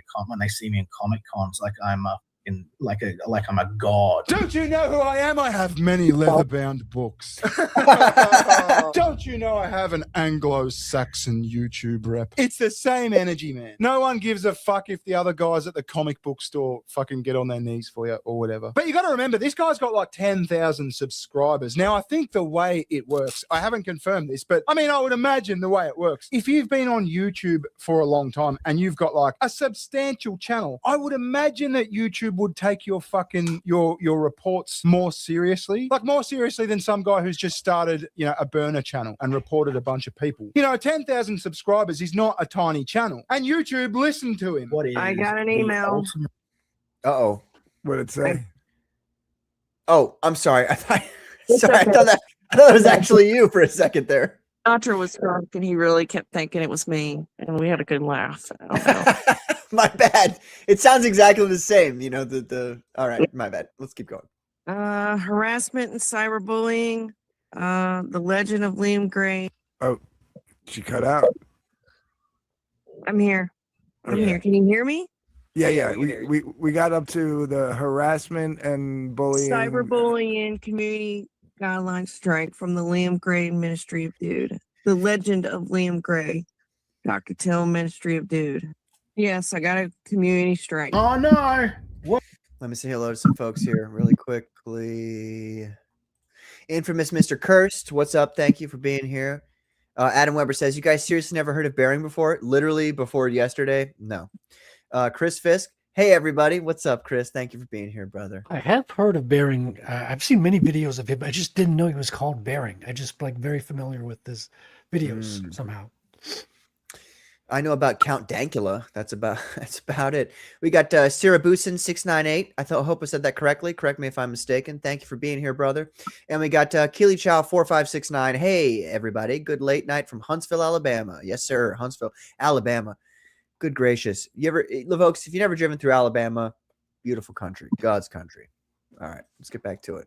Oh, buddy, as they say on the internet. That's the thing they say now, right? So not only is he flagging people down live on stream, he's also encouraging his audience to do it. You can do this too. You can do this too. You can report these things as well. And if that wasn't enough, he's reporting motherfuckers to the E-Safety Commissioner, Australia's E-Safety Commissioner. That sounds so gay to say, but she's an ex-Twitter trust and safety woman. Thanks, America. I'm going to put all of this through the E-Safety Commission as well, along with everything else. So even if it takes YouTube a little while to notice it by going through this measure, there will be actual people on this side of the internet working on it. Now, the last thing I'll say is that Liam claims that this harassment. You're muted. Thank you, Katie. I was farting earlier. That's why I muted myself. Can anybody explain to me what the E-Safety is? Is that like some Australian faggot, like socialist internet totalitarian thing? Sort of official, something like that. What is it? It's like some sort of official in the government or something. Which government? That's Australian. The most important. Oh, yeah. Go fuck yourself. The Australian government? Go fuck yourself, bro. I don't know, but that's my guess. We don't answer to the Australian government. The Australian government can suck my dick right now. They can suck me clean. Fuck you. Like, as if some government agency from some foreign country has any effect on Americans whatsoever, you fucking retard. Skeleton Corpse Comics commented in the chat and said it's like the Australian internet police. It says it's the Australian commissioner who polices the internet. It's so. Oh no! Not the E-Safety. You fucking idiot. You think that Americans give a singular fuck about your fucking foreign countries? Fucking little division. And he's really, really, really serious. You know, it involves doxing and real life stuff. But like, I mean, we've heard people say that before. And if it was doxing, wouldn't that be like a privacy complaint, not bullying and harassment? Now, I was speaking to Star Wars Girl on Twitter in the DMs, right? And I was asking her, why did he flag you? And it was apparently because she called him mentally ill or something. Like, what did she call him? Like a spaz or? I'm just really quick. I just got to say this. You folks at home, look, if you live in a different country, if you think that the laws of your country have any effect whatsoever on Americans, you are sorely mistaken. We don't give a singular fuck about your stupid country's little bullshit laws or their little divisions where they just say, we're going to have fuck you. We have freedom of speech over here to a limit, not as much as we ought to, but certainly way more than any of you fucking losers. So, like, your government's gonna. Oh, okay. Why'd you come knocking on my door, Australian government? Why'd you come knocking on the door? Katie did, Australian government. Fuck you. Something like that. I don't know. So it all seems pretty lame and gay, if you ask me. Visit me on Twitter. It's @bear_ing. Thanks for watching. I'll catch you later. Ta-ta. Bye-bye. I could have just kept it going. I could have just kept it going. I'm sorry. I didn't mean to. Just the idea of some like federal organization from some foreign government having any effect whatsoever on American. It's like, what are you talking about? You guys obviously do not understand how America works, like at all. We got Tim Roberts, 69. What's up, brother? It's the authoritarian Australian commissioner who polices the internet. This really has you all giddy. I just not look. I'm not Katie. When I'm laughing here, no, you're fine. I'm not laughing at you or your situation, your predicament at all. I'm laughing at the ridiculousness of this whole situation, as if some fucking Aussie fuck could come over here and dictate anything to me, anything at all. It doesn't matter what it is. I would tell him to go fuck himself. Can you imagine if, like, say for instance, like it wouldn't happen, but can you imagine they show up and then I had to turn to my husband and be like, honey, we gotta your husband be like, shh, I've been waiting for this day, sweetheart. And that's like, fuck off. We're willing to fight our own tax our own tax divisions. You think we're gonna care about some fucking Australian division? Like, I'm sorry. Maybe I shouldn't be laughing. Maybe there's some fucking, I don't know. All I'm saying, to me, that's hilarious. It's like, no, you gotta make fun of them. Like these are like people who are entitled. They feel like all seriousness, and their authority comes from fear. People like let them take over and bow down to it. Mm-hmm. So you have to diffuse their pompous fucking attitudes and make fun of them and ridicule them. It's essential to bring these motherfuckers down. I just want to make it very clear to anybody who does not live in the United States, we don't give a fuck about your government. Like, look what's happened to Canada. Canada has totally let them walk over themselves over here. And it's completely ridiculous now. And to that point, Frederick, Canada is adjacent to us. We border you, okay? If a Canadian government official came to my house and was like, hey, you're going to have to do this, that, or the other, I would laugh in his fucking face. Like, go fuck yourself. Who the fuck do you think you are? Like, I don't answer to you. I barely answer to the United States government. You think I answer to you? Like, fuck off. I'm going to get the E department on you. Okay, bro. Katie, I'm sorry. Again, Katie, I'm not laughing at your predicament. I just think it's so funny, some of these threats. It's just like, oh my God. You guys don't get it. You don't get how it works over here. Hey, Ruby, how's it going? We got Ruby King. What's up, Ruby? Oh my God. I've been scrolling through the chats here. I don't even know who I've not said hello to. Bootleg Godzilla. What's up, Bootleg Godzilla? Liam using the leftist shit shows he's the bad guy. Yeah. Let's rephrase that though. Let's start to rephrase that, shall we? Leftist stuff. It is leftist stuff, and the leftists have been using it in America for a long time. But it's what pussies do. It's not necessarily selectively leftist. It's pussies in general. Hail Ruby King. The UK speech police got Russell Brand banned from YouTube because he's a citizen of the UK, isn't he? Isn't that why? Yes. See, that's the thing. If you live in that country where you live under totalitarian regimes, then yeah, that's what's going to happen to you. But luckily for Americans, we don't live under what Patrick Quinlan, conspiratorialist that he is, would consider a perfect regime. But we do at least have the ability to resist ridiculousness like that. And we don't have any of that. Like, we don't have as extreme totalitarian bullshit as every other country in the world has.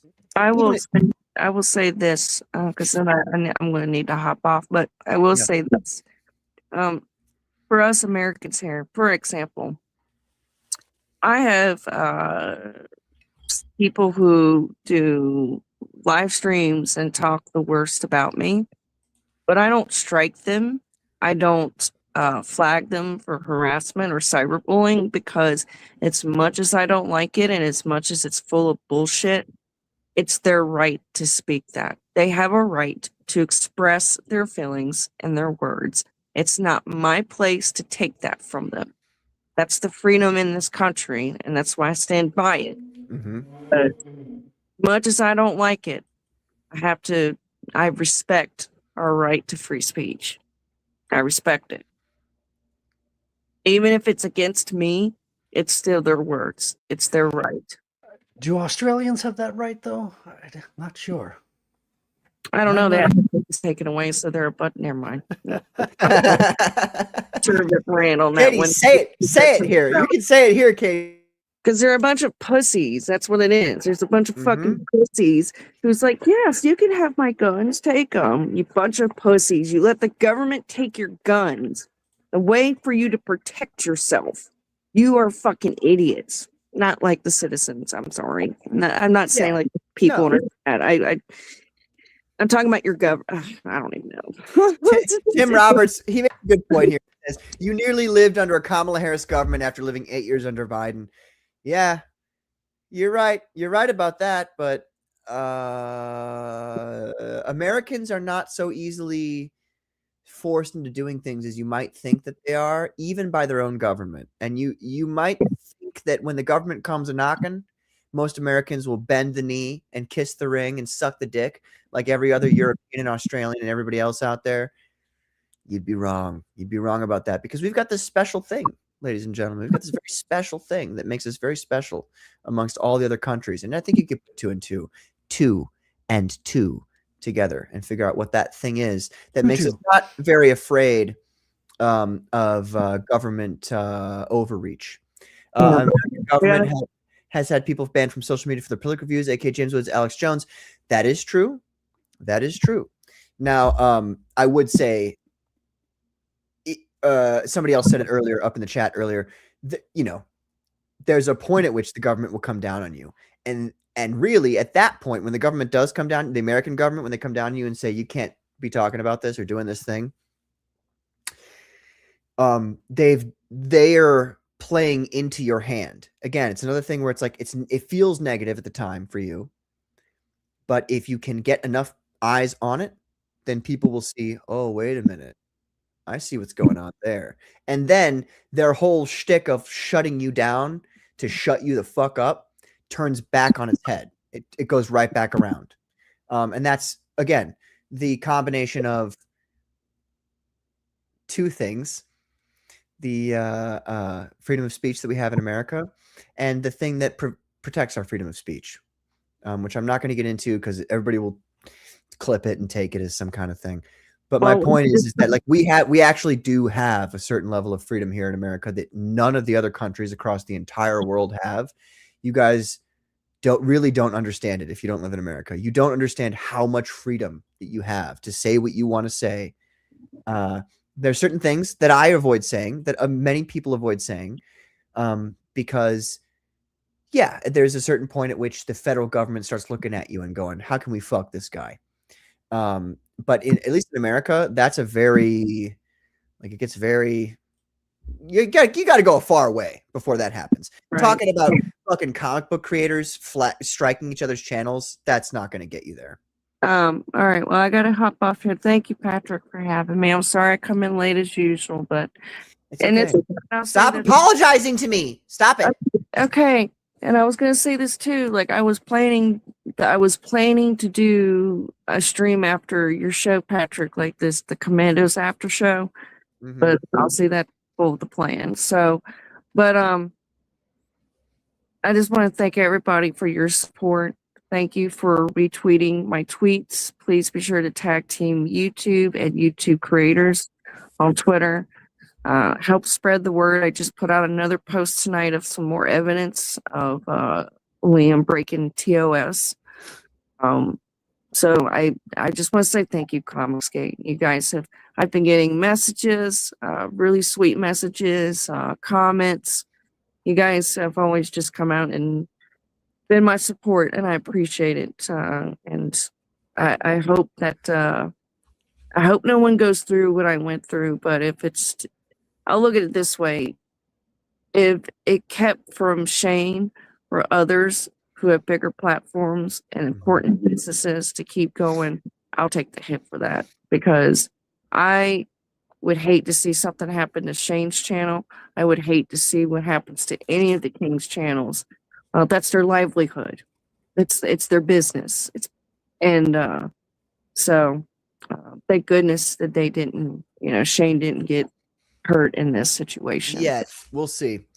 But again, Katie, like I was saying to you before, keep your chin up. It like what's happened here to you is a lightning rod for events that are going to unfold here in a second.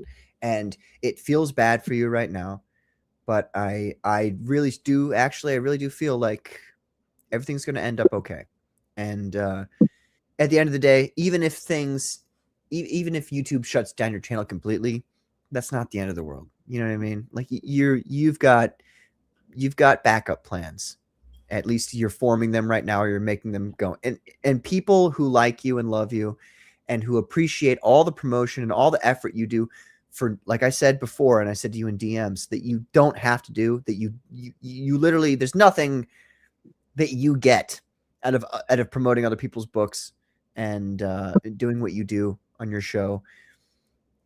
People are still going to love you for that, and they're still going to back you and not back you, with like a comic book, but they're still going to back you up and be your fans. And in the even meantime, if they shut down your YouTube show. We're also going to restream you and promote you and like signal boost you in the meantime, get people to watch. And this might get a lot more subscribers on Rumble. We'll also stream on YouTube at the same time. We're going to make a big stink out of it, Katie, and let people know what's going on. I will, and I appreciate that. And yes, thank you guys so much. I do. I appreciate it, and we will get through this. I've been through many hurdles, and this is just another one. And God doesn't give us something that we can't handle. So that's precisely. I see. But you have to ask Him for help. You know what I'm saying? You got to ask Him. Right. Well, I will say this. Yes, follow me over on Rumble.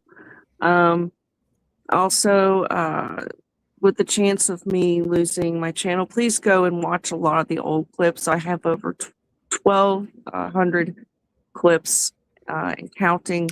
Please go. Before we end it, can you please share me your Rumble? I don't have your Rumble link. Can you share that It's to me? on Comicsgater. So if you go on comicsgater.com, go to Katie Did's page. Oh my God. I have to go through 5 fucking things. Sorry, I can't do while you're doing it because I gotta get off here, but I just want to say thank you guys. So follow me over there. Watch all the old clips. Want me to go get it, Patrick? Yes, please. I don't even know how to search. I got you. Stupid. There, Katie, years, 2 Katie, years. Dan said, "We are your friends. We love you." No, I love you too, Dan. I love you all, and watch those old clips. They're part of history. It's an archive for it. Yeah, but thank you guys so much. I love you. Thank you, Frederick. Thank you, Patrick. We love you too, Katie. You've done so much good for so many people. And I want to say a little story after you're off the air, Katie, to Patrick about this. It's a really short one, but I want to let you go, Katie. I know you got to go. Yes, I do. I appreciate you. I love you guys. Thank you so much, and hail Comicsgate Commandos. Hail the Comicsgate and Comicsgate Commandos. Thank you. So, really short story, Patrick. There's this guy who's going around to the homeless people and bringing them sandwiches every day. And for no other reason than charity, he'd come in and give people sandwiches, and every day he'd do that. And, they got to know him, and they knew him. They didn't know his name, but they always were very grateful because the guy brought him, a good meal every day and didn't ask for anything. And one day he got attacked by a mugger, and But Mugger was trying to get his wallet and everything, and the homeless people saw that, and they all circled the Mugger at the same time, and they all said, let the sandwich man go. And this Mugger was like confronted by a horde of homeless people all fighting for this sandwich guy. And Katie is our sandwich guy. She's the one that promotes everybody. She gives us so much by giving us a spotlight to sell our beautiful comics, right? And all of us are the homeless people. And now Katie Did's being attacked by this weird ass retard from Australia. Is this like some French allegory? Is this how French allegories go, or like how does? Is this thing on? My story not clear? Do I need to go back to school? I'm sorry, I'm just being a dick. No, you're 100% correct. I'm sorry. Continue your point. I'm sorry. No, I mean that's the end of the point. Is when you do good to people every day and you bring wonderful joy to people's lives, and somebody starts trouble with you, there's going to be hell to pay for that person. He's painting himself like a cartoon villain, and that's bad karma. He's doing a lot of bad things to himself right now. He's painting himself in a terrible, terrible light, and he's getting this mad like rush of power in his head out of this fantasy that he can cancel people's channels without repercussions. But the repercussions are going to come. I don't know what form they're going to have. I mean, they might be in the shape of Clippa. They might be in the shape of, vacuous. I don't know what is going to happen, but it's not going to be good. No. And I think that from your allegory, I think, first of all, Chris Fisk, that's awesome. Yes. But I think your allegory / not allegory makes a lot of sense. I mean, at the end of the day, I think if people take a step back and look at like why certain people who are not successful, and maybe they were successful before and they're not anymore. At the end of the day, it almost always comes down to the way that person acts. You know what I mean? Yeah. Like your actions and your words and what you're doing with your life, your honesty, whether or not you're an honest person, whether or not you're upfront, these things all end up affecting you and your success in the future. And if we were to say anything to Liam right now that would be helpful to him, it would be that all of your problems you created yourself.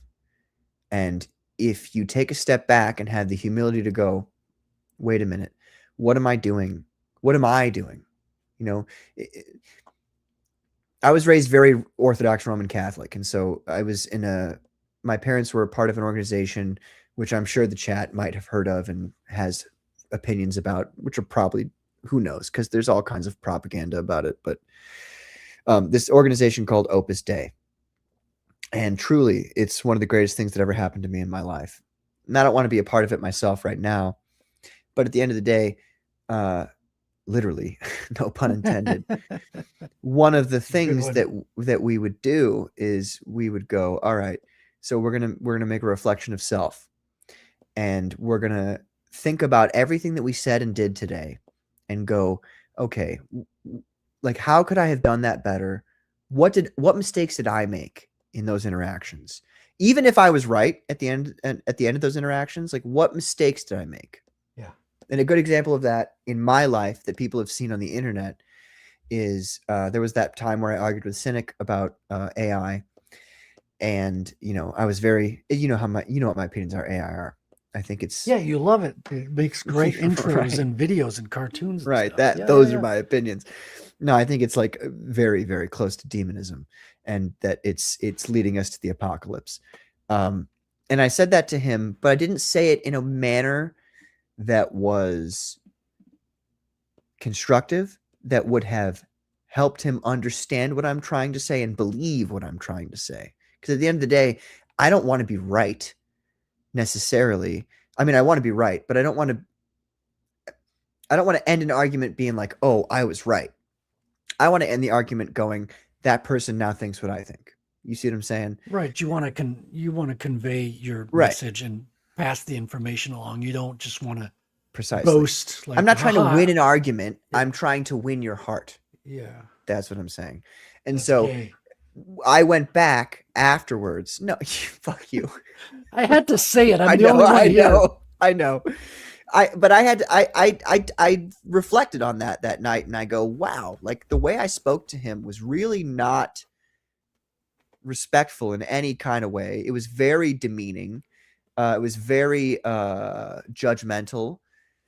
And I went, well, how am I going to try to convince this guy of my point if I'm just being mean and judgmental and demeaning? You know what I mean? Like, you have to take a step back at the end of the day and go, okay, maybe I think I'm right about this subject, but the manner in which I went about it, did I do the right thing? Like, so that's kind of the way I operate. I'm going to bring up one more chat because it's a great segue into our closing out thing here.